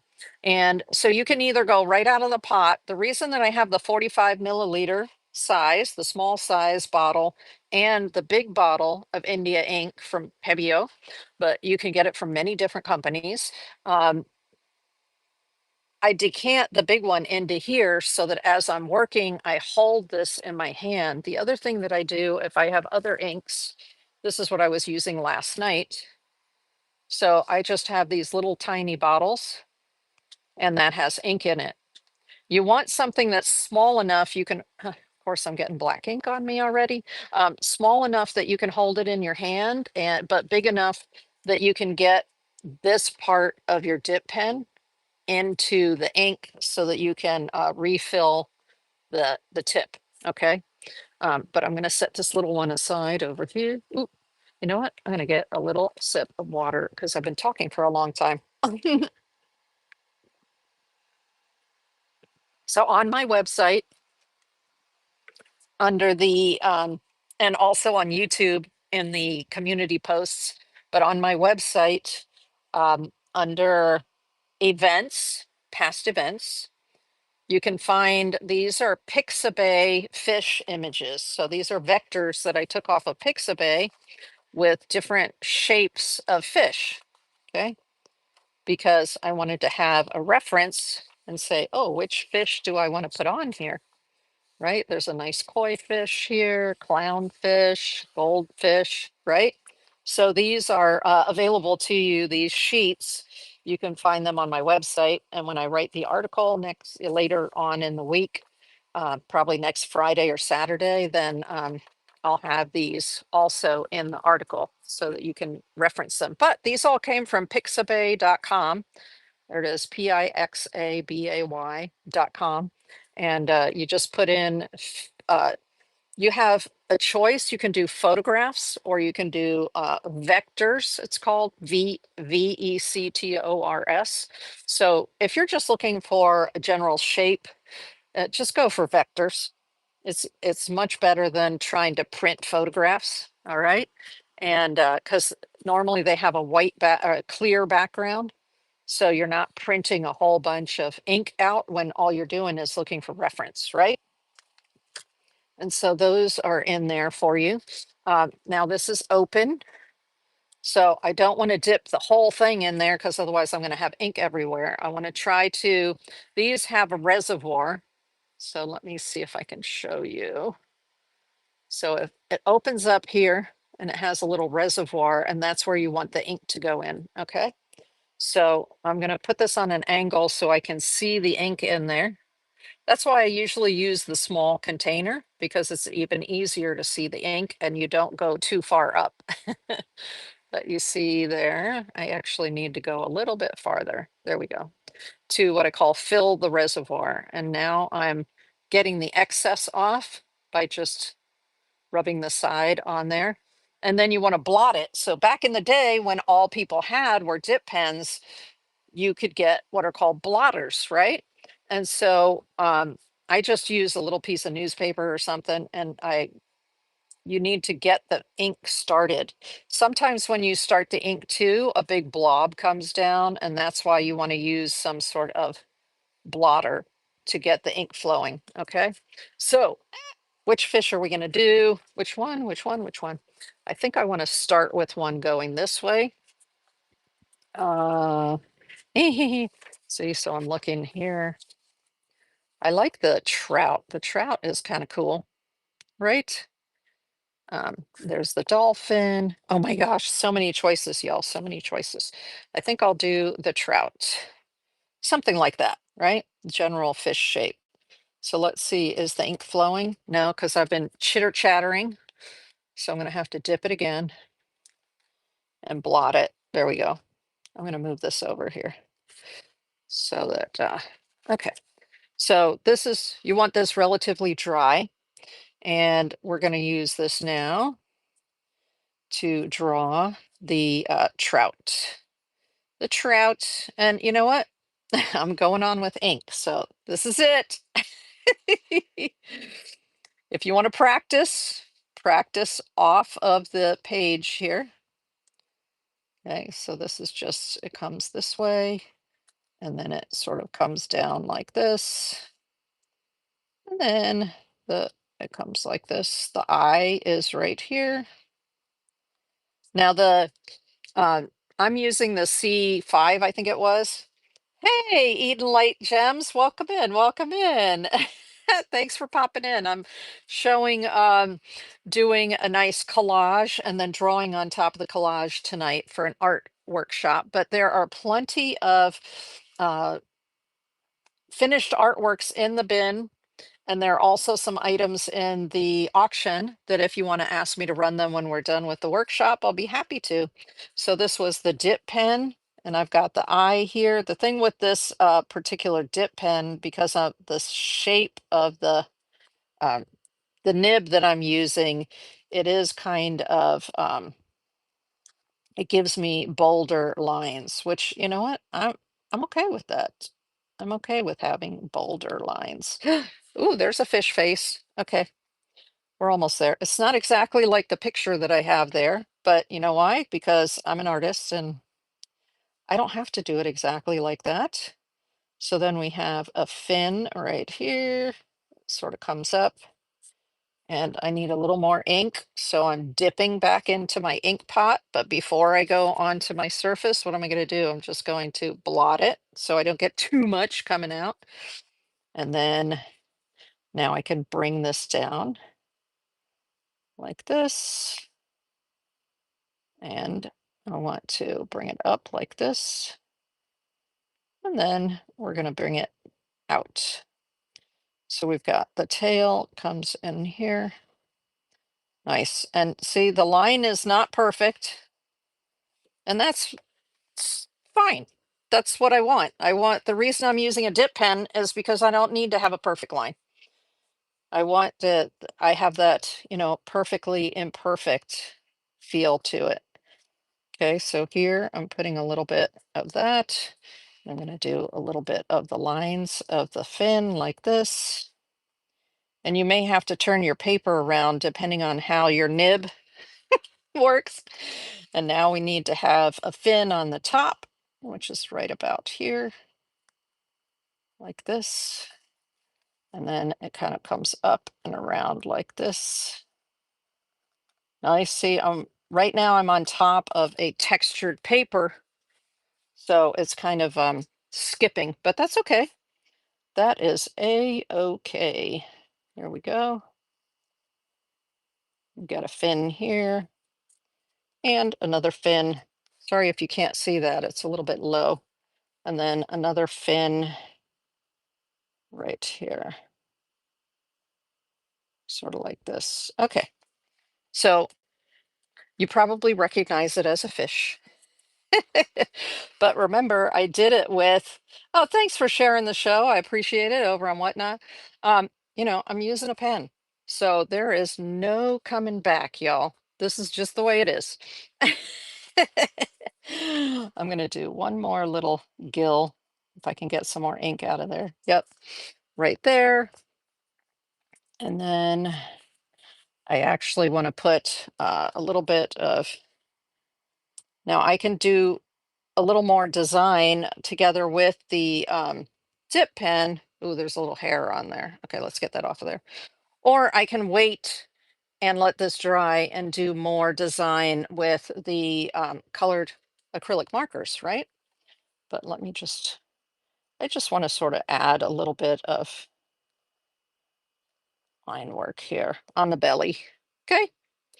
And do I want to add a few lines on the fins? Sure, why not, right? Like that. Perfectly imperfect with the dip pen, right, y'all? It may come off, it may not. You just don't know until you try it. All right. So we've got one fish. One fish. Hold on, let's see if I can get this to. I'm on top of the textured paper right now, so it's not easy to get the ink to come off of the textured paper. All right. If you'd look at it, you'd know that it was a fish, right? Let me bring it up closer right there. Like that. So that's not it's not, like I said, this is a these vector images that I got off of Pixabay. The purpose is just to have a reference. Okay. Doesn't have to be perfect. Okay, so the next one that I want to do is I want to do this one going in that direction. So in the opposite direction, right? A different kind of, a different shape of fish from this one right here. Yee! Okay, let's see how I do. So if you want these pictures, they're on my website, the fish pictures, if you want to use them, or you can just go to Pixabay. I was telling you, pixabay.com. That's where I get a lot of my reference pictures from. And just grab them from there. That's what I did. I just went to vector. You can choose photographs, vectors, different types of imagery, video. And I went into vectors and I just said fish. And it gave me all these choices. Okay. So I've got the ink, but I'm not going straight to the, if I go straight to the paper, you know what happens? I get a big blob. That's why I always come on to like some newsprint or a piece of paper to get the ink flowing, because otherwise I can get a big blob and I don't want a big blob. Okay, so now I'm going to do that other fish right here that's going in that direction, but I'm going to kind of make it go kind of like it's going up. Ah! Now, of course, if you don't want to use a dip pen, you can use this these other acrylic pens. Let me just take this and let's do an acrylic pen just for the fun of it. So I've got my water up here and I just, when I need to, I don't want this permanent ink to dry on my dip pen. So when I'm not using it, I just throw it into a container of water. Okay. Um, all right, I'm going to grab the dropper and seal this, but this was the Pebeo India ink that I was using with the dip pen. So let me show you using the gravy acrylic marker. Okay. You're not going to have quite the variation that you have in the dip pen, but you do need as a pump marker. So you shake it, you pump it, make sure the paint is flowing. This is a little bit more of a detail type brush or type pen. So let's see if I start the fish, and I'm going to start the mouth right here. So let's start sort of on the mouth like this. A nice amount of paint comes out of here though, which I love that. Okay, so this sort of comes over and then it comes up for the gill like that. Nice. And you've got the mouth right here. I'm just looking at my reference picture right here to, and then I'm using an acrylic marker. So when this is dry, it's also permanent, just like the India ink. Okay. And then we need to bring this down here. This kind of comes around and down like this. And we've got some more gills going here. Now I'm on the textured paper. And then we've got the rest of the fish down here. And it sort of comes up. like that. And then we've got a nice little tail like that. This one has a little bit more of what you would think of as a fish tail, like this. And then it comes in. So I'm just looking at my reference picture, kind of getting an idea where the line. Now I don't want to go over top of this wet paint, right? So I'm sort of holding my pen up. Let's start over here so I can kind of connect it together. This comes here, sort of like this, and then up, and then really high, and then over, and then connect. Okay, there we go. Not bad, not bad. And then on top here, we have a big old dorsal fin, which is really cool because it kind of goes like this. There we go. On the back. Hey there, Timeless Elegance, BYM, or whether that's like by me or whatever. I don't know. Okay, let's put a fin here. Comes down. Ah, I'm on the textured paper. And then we've got one that comes down like this. So I'm just using my picture for reference, right? Not using the exact picture. And then this one comes over this way, like that. And then we have one more little one that comes like this. There we go. And we need an eye on here. So the eye is right about here. And then the center of the eye right here. Oh, it's a fish. Whoa, right? These look like they're a little bit far back, but you know what? It's made by hand, right? We are doing this by hand, y'all. And if I really wanted to be a little more true to form, what would I do? I would practice first. So I would grab myself some of this newsprint paper and I would practice if I wanted to be warmed up and a little more true to form, right? There you go. And then we'll just put this, the ribs in for here. I had mentioned earlier, if you weren't here earlier, these reference pictures are vectors from pixabay.com. And so, but these pages that I made up of different styles of fish are on my website under the events tab. And since we've already started, it would be under past events. And that's where you can find them. If you want to print them out for yourself, let's just put some little bit of this here. Now I'm going to do something fun that I did not warn you about earlier. And that is we're going to create some bubbles to go up from their mouths. Okay.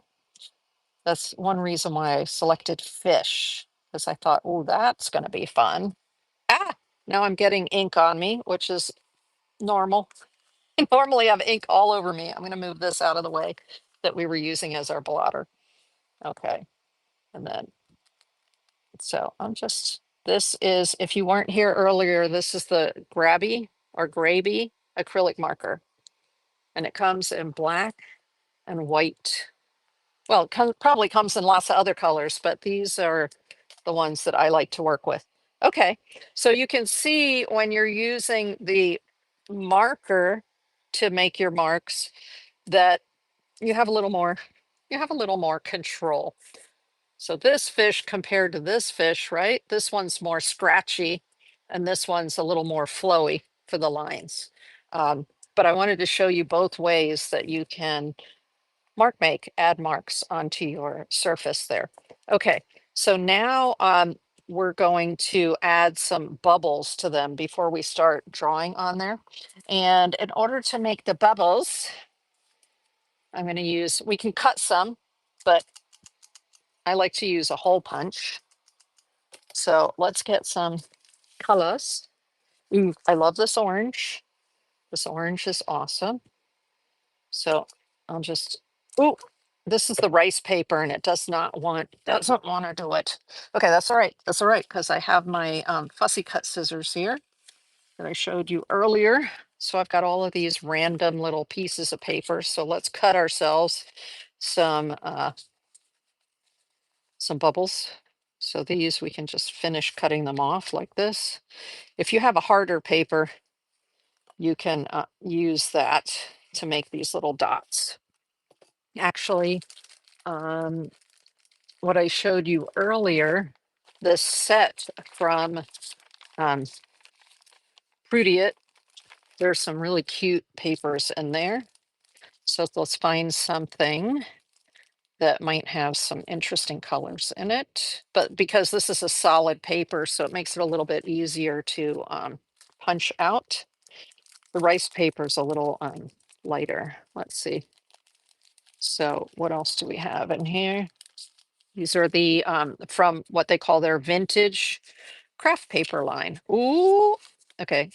I'm in love with that design right there. So let's pull that out and we will, oop, that's a double. So let's just do a single like this and we'll do a couple of these. It's a little bit stiffer paper. So, hee hee. And then this is the kind where you have to open it like this to get them out. There's some other stuff in there too. Let's see what we have. Eeh, other colors. There's a pink, something pink. Is it a single or a double? Single. There's a pink one. There's a blue one. There's the little green ones that I just did. Fabulous. Here we are. There's another blue one. So I can cut them or I can punch them like this. And then put those on there as little bubbles. So those are some bubbles. Eee, okay, the rest are going in the trash right now. Let me put these away. And so you can get some cute little pops of color like that. But there'll be a link to this paper set in the description of the video by tomorrow. I'll go in and put that in. Okay, so let me put those away. I'm trying to keep things organized here, y'all. So this is the bag that it came in. I'm like, okay, I'm just going to organize it in the bag, and that way I'll know where they are. This scrap pack from Black Ink has some really nice, some thicker papers in it. Aren't these fun? Oh, okay. I'm just looking here. I like this purple with the silver. That's kind of fun, right? And then what else is a little stiffer? Stiffer here. Yeah, there's just some blue stiff there. And okay, that's good enough. I think that's good enough. And then I'm going to cut some of the papers that I've made. Okay. So you can just have a good old time with this, right? This rice paper was a little too thin for doing this, but I can use my fussy cut scissors and see where I have the little raindrops right here. I can just cut a bubble. So my thought is to have some bigger bubbles up above, right? Isn't that what happens? They come out of the mouth and they're little, and then they get bigger as they go up. They expand as they go up, and the pressure becomes less. So there we go. There's a bubble right there that I did out of the that paper. Maybe I'll do this one over here. And so we want the little bubbles coming out of their mouth like this, right? And then they can start to get a little bit bigger. So here's some other paper that I made. So let's do like a medium size bubble, one that's not quite as big as that big orange one right there. So that's why it helps to have fussy cut scissors. These are little tiny scissors for tiny cuts. I have my big honkin' scissors here on the table too, but okay, that's one like that. So we've got some going here. What are we going to put down here? That's white. We don't want that. That's white. So here we've got an orange one, a blue one, another orange one, right? Let's do another one of these blue right here. And actually, they don't always go straight up either, do they? Oh, we want to have one of these. They can also wobble. So let's wobble our bubbles. So here we go. This is the time when you can take your handmade papers or your really fun collage papers um, and start cutting them into fun shapes. There we go. There's one. Oh, I guess it would be like that. Come here, you. Okay, sort of like that. So we're getting our bubbles going from our fish. Isn't that fun? Duh! Let's see. We're gonna need something else over here from that one. What about this paper I had shown you earlier that I cut or that I made the designs on? Let's do a circle here. It's like a medium size, a little bit bigger than medium. Okay. Oh, there we go. So there's another one right there. Put that one there, that one there, right? So we got some fun going on there. What else do we want up here? Maybe one of these red and with yellow polka dots.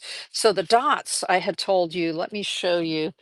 These Artistro acrylic markers, they have a dot end and a brush tip end. So I showed you already how I made the little uh, raindrops with the brush end, and then you see the dots.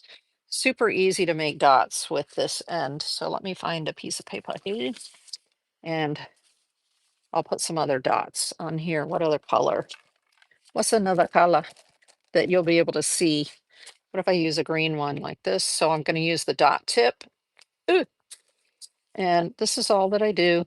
If you have a dot tip, it's so easy. And I like to do them random, not, but if you prefer symmetry, you can do them in rows, right? But, and if you want smaller dots and bigger dots, you just vary your, how hard you push. So I can get really teeny tiny dots here in between if I just barely touch the paper, which is awesome. Here, I'll show you up close in just a second. So there, we've got big dots and we've got little dots, right? And it's acrylic paint, so it dries pretty fast. Pretty fast. And then you can just cut it out. But this was the newsprint paper that I just put acrylic paint on. And so it's the perfect acrylic surface to receive that. Let's see, I think I want to do this red and with the circles, and I want a bigger circle up there. So you can cut it in a square like this, and then that helps you to make your circle. If you start with a square, there we go. And then let's do this. Of course, we're doing this all by hand, so it does not have to be perfect. No perfection. I say no perfection expression, right? We're being expressive. We're not needing to be perfect. Okay, so we'll put that one there and we'll put that one up there. Nice. We've got some fun bubbles going here. I want to put like something else over here. Actually not. Okay, periodically like this, I will stop and grab a mat. So we want to know what's our finished artwork going to look like. Okay, so that we know where we might want to position things.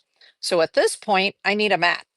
So let me move this out of the way a little bit and move this out of the way a little bit so I can bring that up just a little bit more for you there. And so I've got a standard mat right here. Yee, it's hard to get it in there because of all the little things here. All right, hold on. Let me move some of these containers so that I have a little more room since we're done with those at the moment. Yeah, acetone. Okay, let's put this here. You go there, you go there. So here you see a standard mat, okay? So with the standard mat, it could look like that, right? And you're overlapping the fins here, you're overlapping the paper here, the fin there, and maybe a bubble right here. Okay. So that's a standard mat, but you can also get these mats with what I call a skinny mat. So here is the skinny mat. Let me get the black one. I think you can see it better if I have the black one. So hold on just a second. Come on, skinny mat. It's underneath all my paper here. No, come here, you. There it is. Oh my goodness. You can do it, and it has paper like all interwoven with it. Here we go. All right, skinny mat. So the cool thing about the skinny mat is you have a lot more access to your white space, right? With the skinny mat.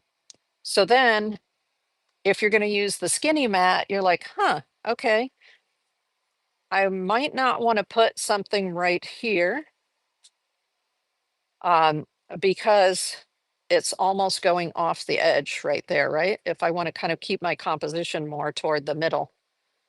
So I think I'm just going to stick with, I'm going to move this over a little bit, move that up a little bit. Okay. So it helps you to make choices about positioning if you have your, so I always have right next to me here on my, just to the side of me as I'm painting, I have my mat so that I can test it and see what's going on there.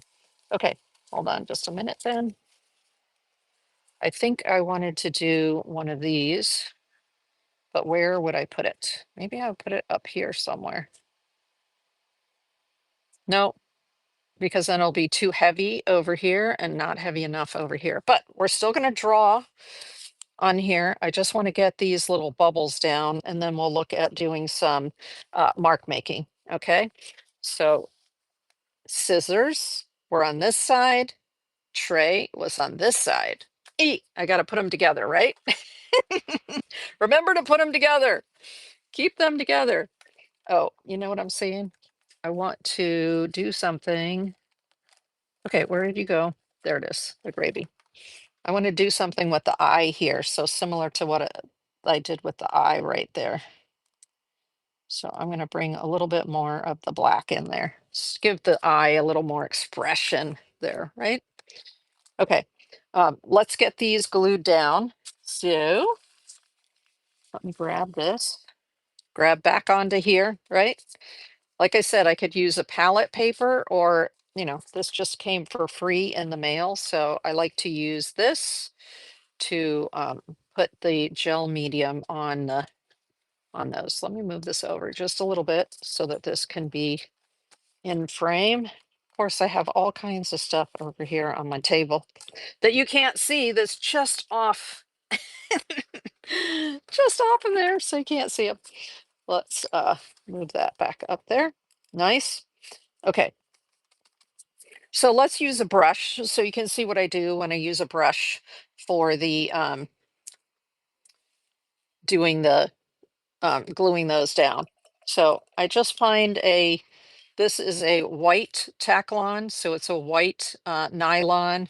This was the yellow nylon I showed earlier. So either one, I like the nylon brushes for this. And what I'm going to do is I'm just going to take some of this gel medium and I'm going to squeeze a little dollop of it out. Yeet, right there on my, can you see that? Let me see. I want to make sure you can see my dollop. And so now I'm going to put down those little bubbles. And bearing in mind, I'm going to cover those little bubbles later. Not cover them, but I'm going to use markers to enhance them. Okay, so I don't want them too close together because I'm going to be enhancing them with some of those acrylic markers. So I'm just going to grab a little bit. It helps if your brush is wet to grab a little bit of that. And then I'll just put some of it on the surface, put down the bubble, and then put some over top. So all this paper has a matte finish, so I'm using the matte gel, okay? If it were a glossy finish paper, I would use the gloss gel, right? If you weren't here earlier, you may not have picked up that that little detail. Okay, I'm just going to put some down on the surface like that, and then wipe it over top. There you go. All right, next one. So this way, because they're small, I can just do them right here. I can do one at a time like this. Okay, I think I need to move this one over a little bit because of all of the texture that's underneath it, on the paper underneath there. Okay, let's put this one over here like that, because they get bigger as they go up. This one, I don't know if it's going to stay on there because there's a lot of texture underneath it. Well, we'll have to see. If it falls off, it falls off, right? It's okay. Everything doesn't have to be perfect. There we go. So there's that one. And now there are 6 of those. Let me bring it up closer so you can see. 1, 2, 3, 4, 5, 6. So when I'm painting, I try to do things in odd numbers. So that means I need one more, because 6 is like running your fingers down the chalkboard to me, because I grew up in Asia and everything's done in odd numbers um, for balance. So I need to put another one, but what I want to do is I want to make it like a half so that it looks like it's going behind that tail right there. So what color? This is kind of, oops, I love this.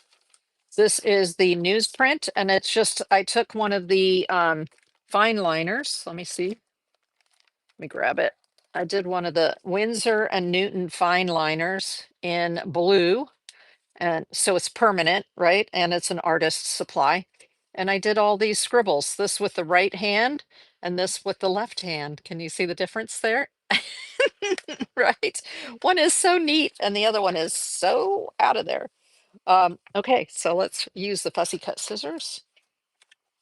And I'm going to get myself a little circle here. I'm just going to give myself a circle to start with, and then I'll cut whatever I need to out of it. Ooh, there we go. And like that. Nice. So there's a cute little piece. Now what I want to do is I want it to go behind that fin. Okay, so then there'll be 7. 1, 2, 3, 4, 5, 6, 7. Then I'll be happy. So let me bring it up like this. And I'm just going to cut a little bit off of here in the shape of the tail, like that, as sort of as a curve. Yay, look at this. Look at that. And so now it's going to look like it's going behind that tail. Okay. Eek. And there's a little bit of paper, that little bitty bit of paper I need to get off of there. Okay. So that'll work. That will work. And I'm just going to put a little bit of it here. You see that black ink is, the black acrylic is not coming up because it is permanent, right? Yay. There we go. Now we've got a bubble that's going back behind the fin. Yay. And now we have 7 bubbles, and that makes me happy. Okay. So let's look at this one up here. And we've got 1, 2, 3, 4, 5, 6. No. Okay, one more. One more. What I want to do then is move these a little bit.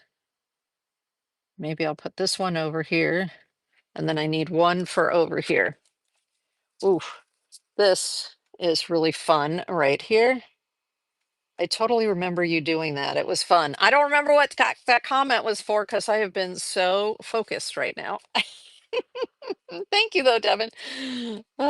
So this is just a piece of artwork where I had to cut it to fit it into a mat. But hey, it has stuff on it, so I'm not going to get rid of it, right? I'm going to keep it, and that way I can use it for random things like this, right? Oh, Artists. Artists. That's why right now I'm not married, and it's like I don't have anybody else here. Oh, the blue scribbles. Yes, right? I did that during one of the workshops. Yes. I love the blue scribbles and doing it with the left hand and the right hand. It kind of blows your mind a little bit. It's like, ah, but I like the outcome. Okay, there's like a medium-sized one, right? Yes. Okay, now guess what? I have 7. That makes me happy now that we have 7. So I'm going to take this one and get that wet with the matte medium, put it right there, and go over top of it. So I'm just coming over, I keep coming over here and getting a little bit of matte medium on the brush. Okay, this one needs to be over this way a little bit more. Now, because I'm using matte medium instead of gloss medium, what you're going to notice is that once everything is dry, it'll all look matte, right? Because this music paper is matte. And so it's going to continue to look matte, which is great. Love that. Okay, let's do that there. That one right here. So I can move them around a little bit, make decisions.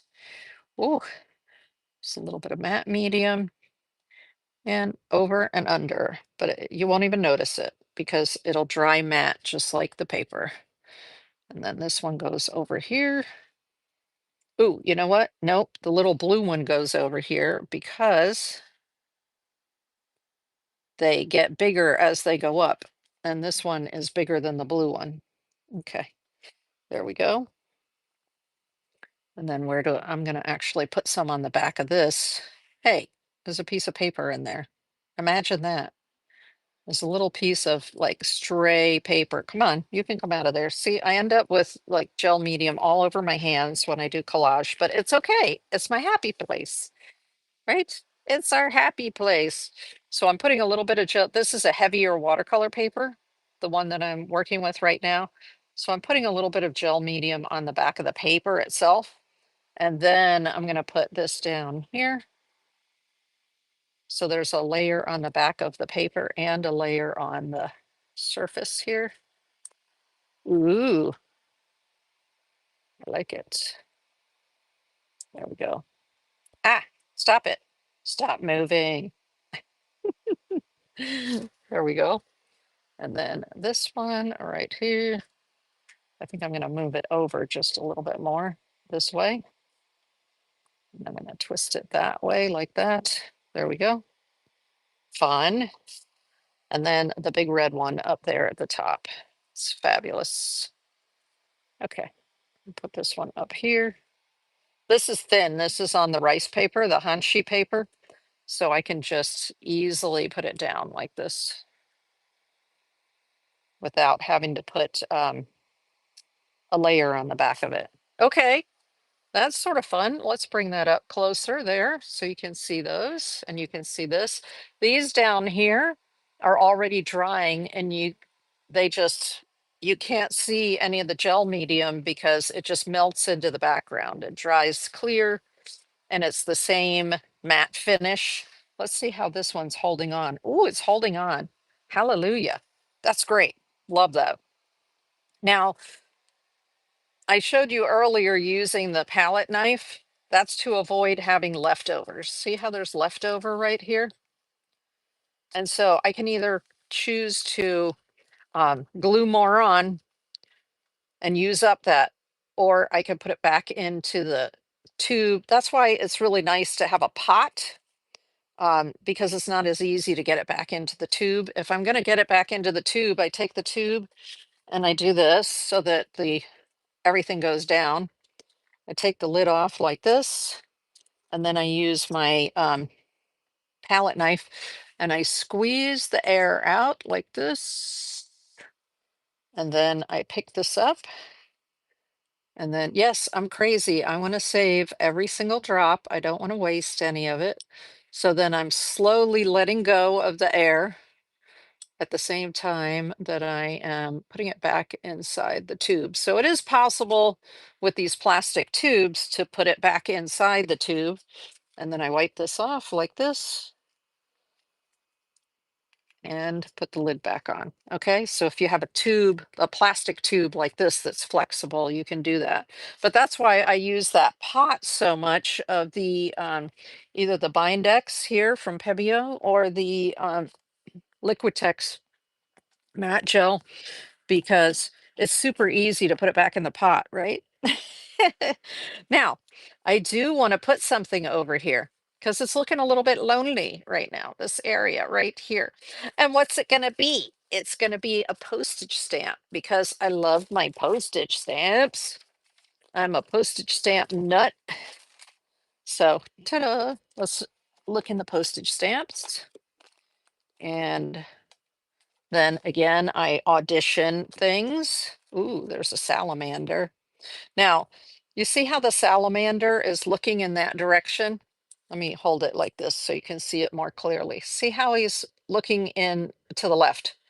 Um, I don't want him looking off the page. If I put him here, he's going to look off the page, and that takes somebody's eye off the page.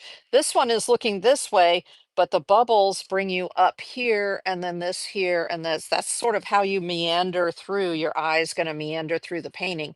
But if I have a postage stamp here with a creature looking off the page, it doesn't keep you on the artwork. That's some of the composition that I think about. So I'm just looking through here, seeing if I can find a fun postage stamp that will work with what we have going on here, color wise and maybe theme wise. Ooh, that's cute. That's from Grenada, and it's a man on a horse. Hmm, that kind of ties together some of the blues over here. I don't know. Ooh, maybe this makes more sense. Yeah, this makes more sense. It's Grenada, but it's a boat. You see the ship on there? Let me bring it down just a little bit. So it's a ship, and there's an anchor. So yes, let's use this one because it has an ocean theme and we've got fish on here, right? So that's what I do. I sit here and I play with my beautiful stamps, and until I find one or more stamps that I feel like go with the artwork. Okay, so the reason that I wanted to do that is, remember, I have this little bit left over here and I don't want it to go to waste. So I am going to take this, I'm going to put it on the back of the postage stamp directly. Let's get it nice and all the way through the corners and everything. There we go. Fab. And now I can decide where I want to put it. I think down this way just a little bit, maybe in just a in, no, off. Okay, right there. And what I like about that stamp is that the ship is facing this direction. So it's facing the same direction as this fish, hitting you over here, and then the bubbles bring you up here, and then this fish brings you over here, and then the bubbles bring you up here. So that's kind of the direction that all of that is going. And what do I do to clean this? I just wipe it off and it's clean. Awesome. Okay, so this has acrylic on it, which means you definitely want to get it into the water as quickly as possible. But, okay, here's my water from earlier. Notice there's an ink pen in there. I don't want to put acrylic in the same water with an ink pen because the acrylic can get in there and gunk up the inside of that. So I actually have, that's why I have two waters. So I'm going to put the acrylic into the other water. I would only put water-based inks and things in this one so it doesn't gunk up the ink pen, okay? All right, there we go. That is fun. And that, yeah, ooh, they're just about dry. Isn't that awesome? Now let's look at some mark making on top of that. Oh my goodness, we're cooking with gas. Let me make sure I've got that well in frame for you. We can move this out of the way as we are done with that. I am so happy with this right now. Isn't that great when you can be happy with your artwork as you're doing it? Yes. All right. I'm trying to stay organized here. I want to put this paper away that I was using and that I love. I used it here, here, and here. Awesome. And that's going to go away. And that's going to go away. Good, good, good. So I'm keeping it at a low roar right now. All right. You know what? Let's use the marker for this, right? I told you that I've got a fluorescent paint marker, acrylic, because I've got some of that bright pink here. I want to put a little bit of bright pink on this fish down here. So this is an acrylic marker, which is why I'm shaking it, shake and bake, right?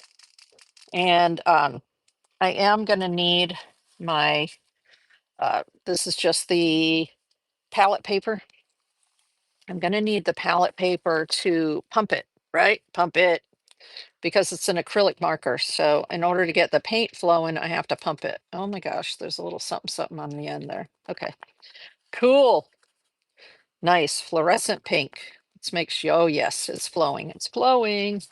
So I want to put a stripe on this guy, a pink stripe. Right? Because don't these fish often have lots of, like the rainbow trout and all, they have these beautiful lines on them. And what about doing maybe some little scales here? Just some scale marks, because I sort of want to tie together the pink that's up here with this fish down here. Why not? And then I think I'm going to put a little bit of sort of an aqua blue right up above there. Oh, cute. Okay. Okay. Okay. Okay. I like it. Someday you're going to have to give us a tour of your studio. Yeah, that's a good idea, Devin. That is a good idea. I haven't even thought of that. I would have to do that at the beginning when it's still light out and sort of show you around. Right now, it's a mess because I'm almost done. I'm like so close. I can taste it with my lanai that has been rebuilt. It's been a saga, right? It's almost a year and a half since it blew away in Hurricane Milton, and it's almost done. When I came in here to start this workshop, and the reason I started a little bit late tonight is because my construction guy is out there working on the air conditioning for that room right now. Oh, I'd be disappointed if it's super organized. Yeah, it's not organized. There are a few little areas of organization, but for the most part, it's pretty, pretty out there. Now, I want to put some light blue in here too, because we have a little blue and a little blue and a little blue. So I want to tie some blue to the fish here. So right now I'm looking at the Pebeo. That's a little bit dark. I don't want it quite that dark. So, ooh, this one. No, that is a green. I, I'm going to show you what I have my markers in. These are so cool. Ugh. These are from the 1980s. Tell me if you remember these.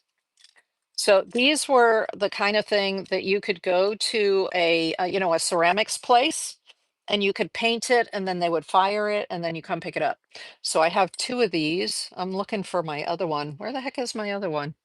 Ah, there it is with some brushes in it. So it would come with four, three, or two. And so you can see here, I've got a bunch of markers in them. That's a nice color right there. These are the blues I have right here. Okay, so we'll look at that. But isn't that cool? That is so cool. That's a green. And so I put markers in them. I put brushes in them, like all kinds of stuff. Yeah, they're very cool. And then let me make sure I put it in there right. So I've got it in the right direction for what I want to do here. Here's the other one. I found these on Whatnot, by the way. I bought them on Whatnot. And how cool is that?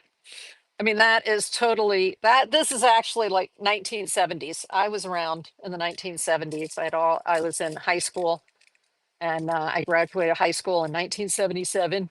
And this is totally 70s, yo, that design. Isn't that crazy? Oh, let's see. But look, underneath here, it says PC 494. So this was actually made in 1994, but oh, Glass Girl, 1977. Devin is 75. Look at that. Isn't that cool? Yeah, I graduated in 77 also.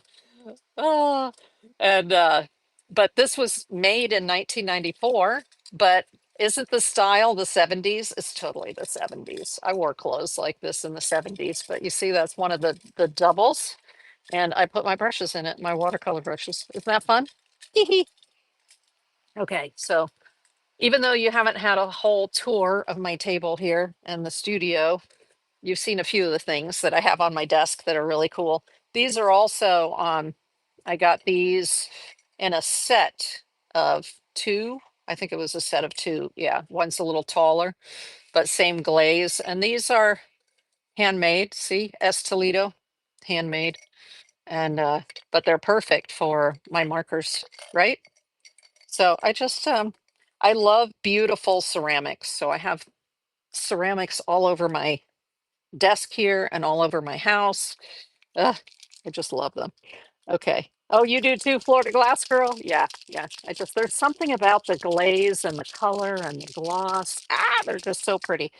Okay, these are acrylics. I'm shaking them up. Which ones are we going to use? I think we'll use this one. I think it's called Caribbean Blue. Yep, Caribbean Blue. So this is one of the acrylic Pebeo markers. And we're going to get back to the Artistro markers in just a minute. What I find is the Artistro markers are great. Like if you're using them on watercolor paper just to do drawing and stuff, they're amazing. But when you're in a mixed media situation like this, I feel better. I have better opaqueness using the professional grade of art markers. So let's check this one out.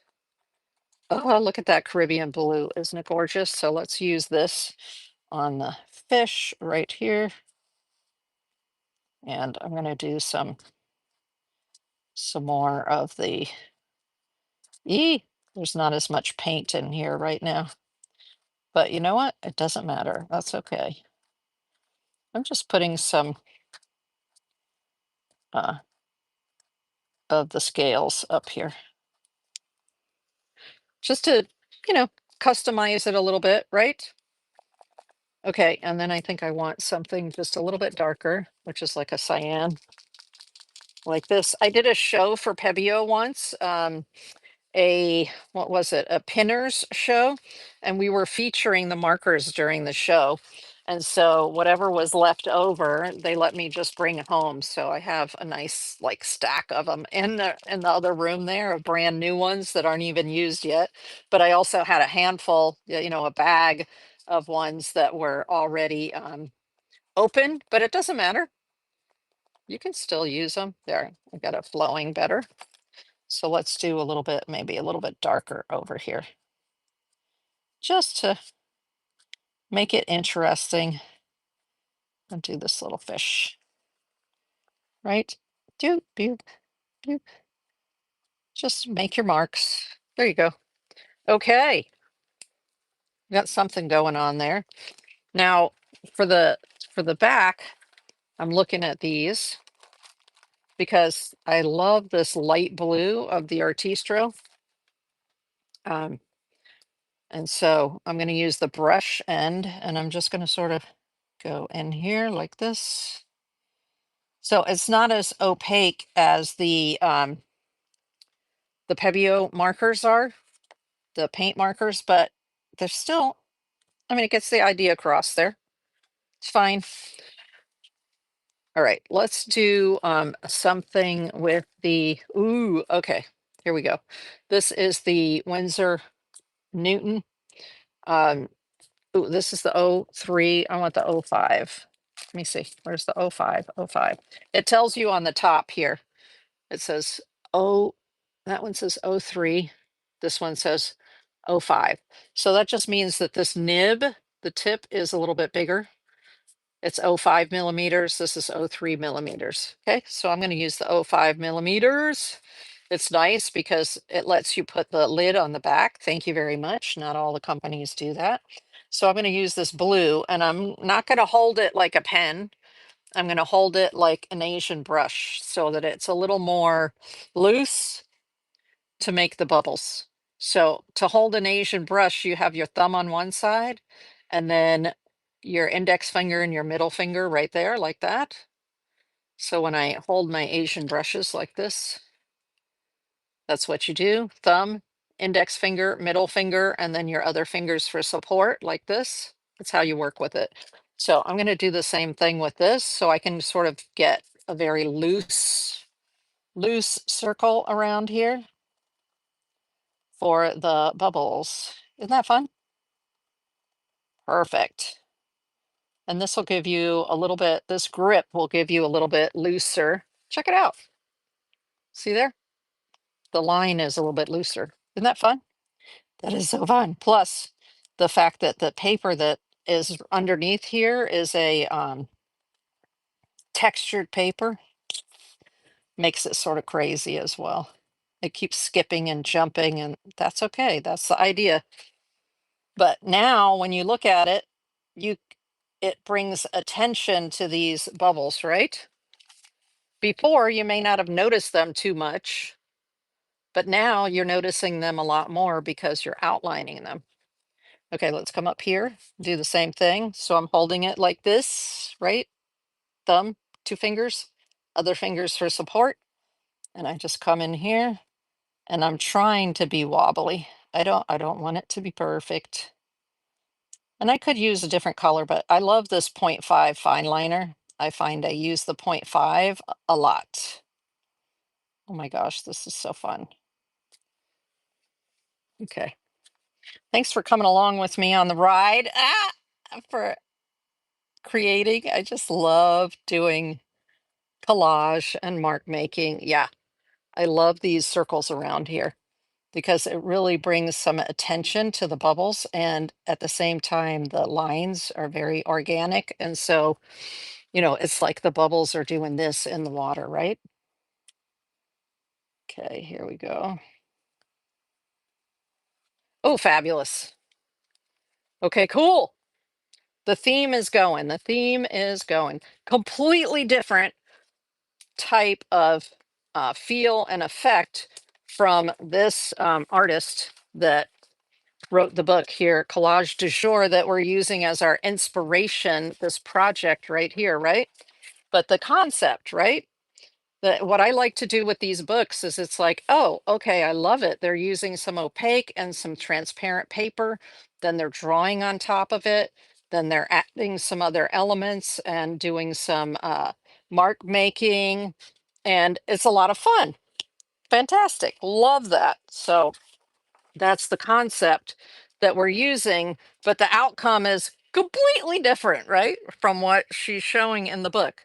But that's okay. I could have, when did my first one, I did more of the concept that was in the book. So this was the first one where it was do a base, do your papers, put a vase on it, then do some wackadoodle flowers like that, postage stamp, right?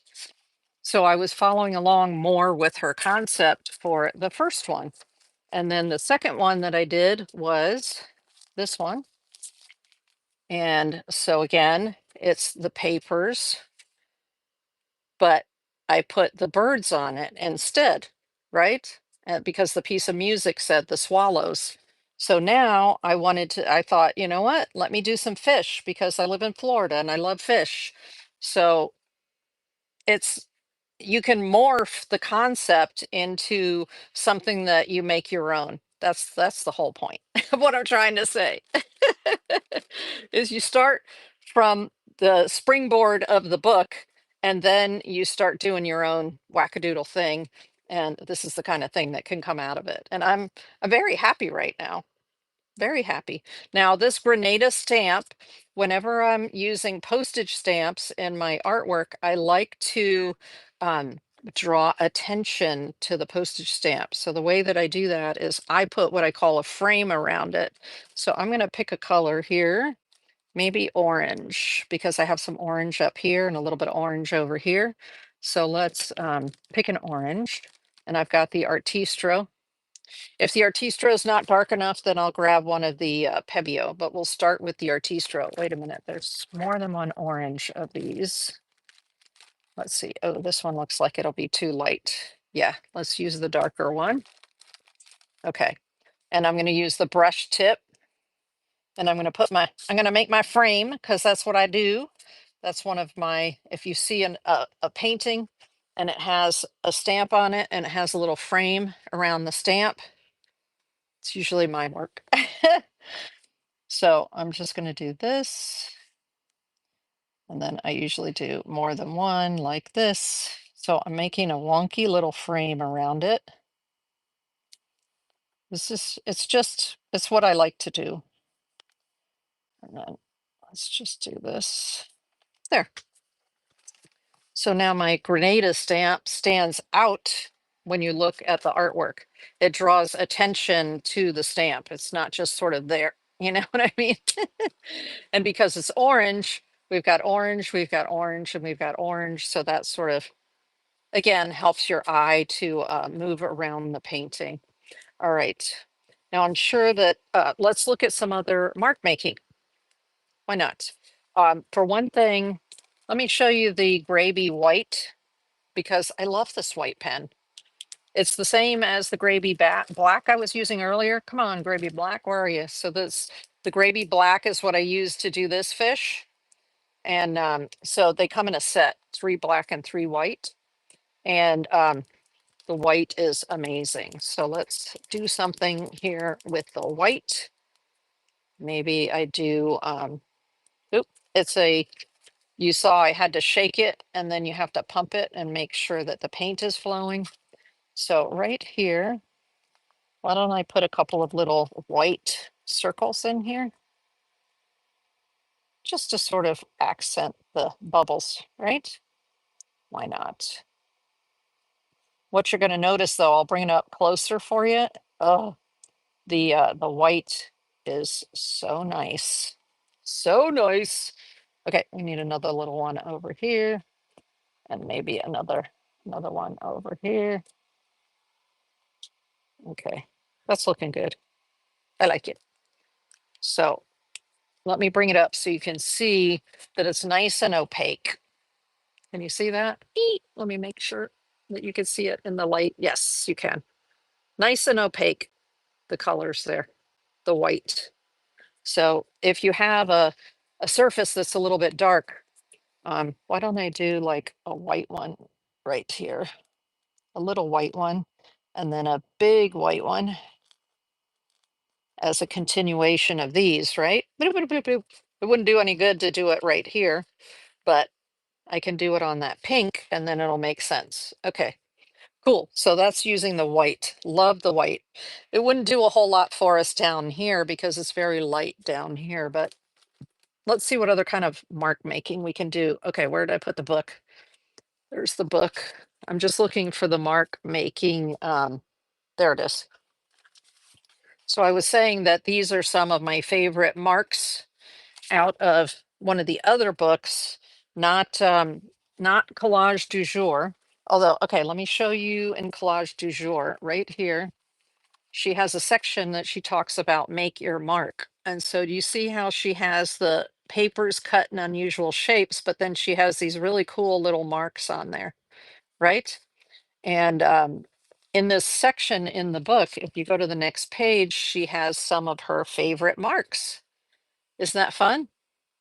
So I like these little bullseyes. I like the little rainbows. These I've used since for foliage, little X's, little lines with dots on them, the raindrops, right?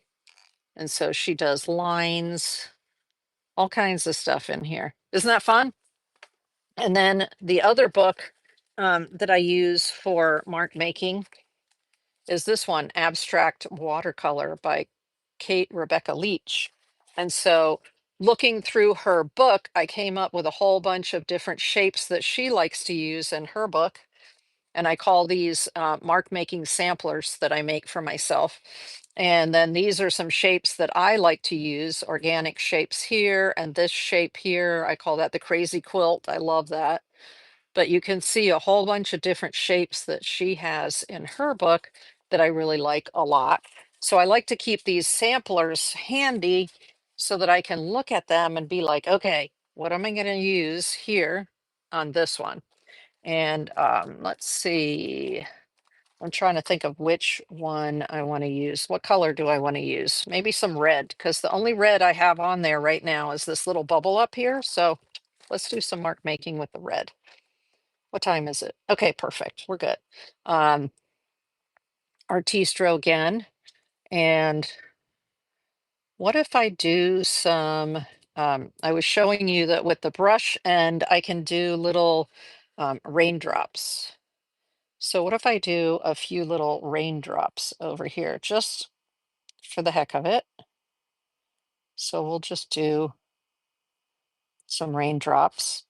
If you have a soft brush tip, so this is Artistro brush tip and dot tip, and I like that it's got some flexibility to the brush tip.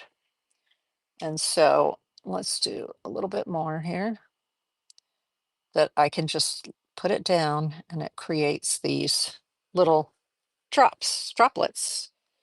Okay, but I have to do things in threes, right? I can't just do it as two, and it has to be three uneven numbers, right? Okay, so we got a few there, but I need to balance it by putting something else because I've got red and red. I need some red down here.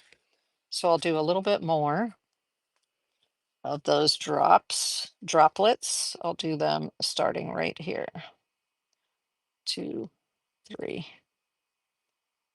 It's good because they're sort of highlighted against the green that's in the background there. Is that good enough? Yeah, I think that's good enough. Okay, and then I do the next ones. I do them staggered. So I'll do a row and then I stagger them. I'll show you in just a second up close so you can see how they're sort of staggered off from one another. Let's start this one, this row over here, so I can go down a little bit more. Okay, kind of cool. Maybe I want to put this one here and another one here. Yes, no, ah, okay, good enough for now. You can always go back and revisit it the next day, right? So what you're going to notice is because this is an absorbent paper right here, this rice paper, sometimes where here it's nice and clean and crisp, your little raindrops, here they start to get fuzzy edges. Can you see that? Little fuzzy edges there. Don't worry, it's all good, right? It's all good. But that starts to sort of tie the whole thing together. Now we've got some red here, red here, red here. We have some orange here, orange here, orange here, right? We've got some pink here and some pink here. So I'm always looking at the painting from a compositional standpoint and trying to evaluate, like, how's it going?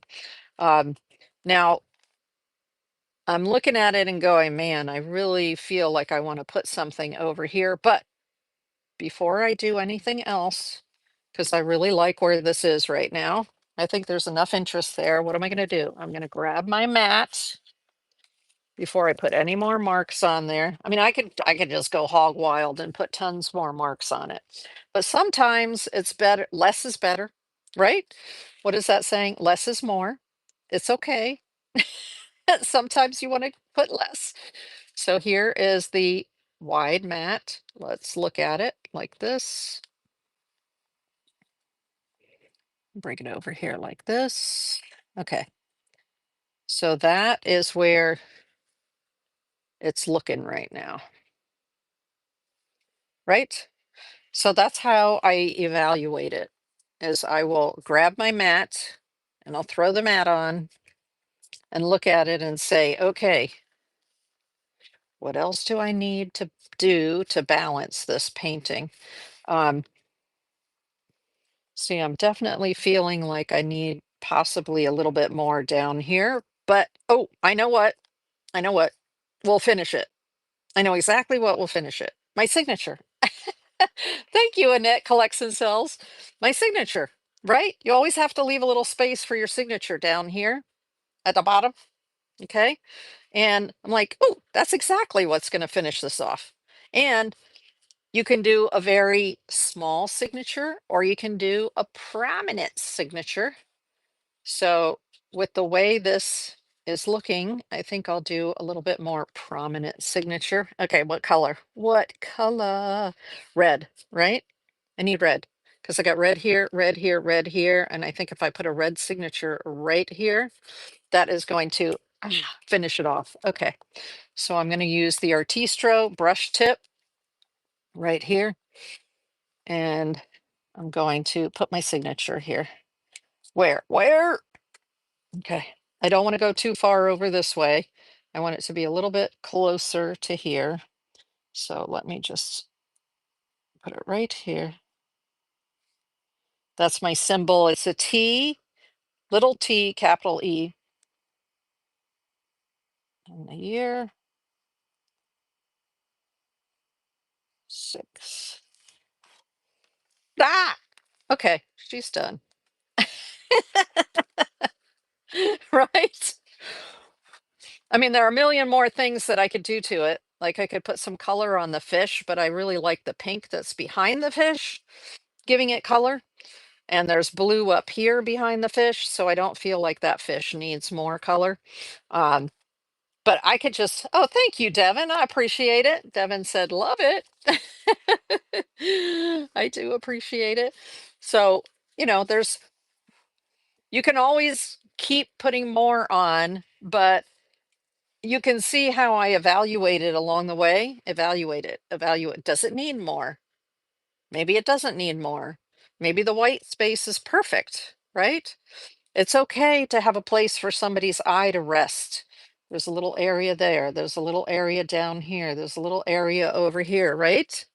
For someone's eye to rest in a painting. It's okay. Sometimes the other thing that I do is I rotate this a little bit. So it may look better if this is rotated this way, just a little bit, like cantilever it just a little bit. It just depends. You need to sort of evaluate it in the daytime after you've had some time to sit with it. But I can tell you right now, I am in love with it, but I may look at it tomorrow. Oh, good question, Devin. Devin said, what size is the paper? The paper is a 9 by 12.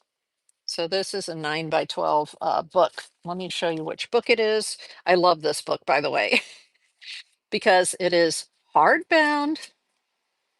So this is a hardbound Arteza watercolor book, 9 by 12 inches, 32 sheets in here, 140 pound. Very nice watercolor paper. And it's pretty generous with the 32 sheets, what's in here. And then of course the paper has the um, perforated edge right here. Now, what I've done sometimes is I've done my artwork and then I've put the mat on it. Now, this is an 11 by 14 mat, but it has a bigger hole. It has a hole for a 9 by 12 and not an 8 by 10 because a standard mat, let me show you, a standard mat has a hole for an 8 by 10 painting. Okay. So come here, you. I have the white one, but where's the black one? There's the black one. Okay.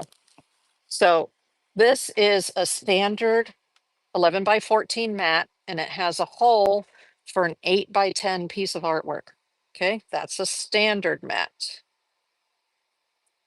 But for me, it's a little bit cramped with the standard mat.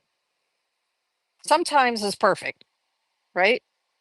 But when I'm working on the 9 by 12 and not an 8 by 10, I find that oftentimes I need the 11 by 14 mat that fits a 9 by 12 piece of artwork. That's what this is.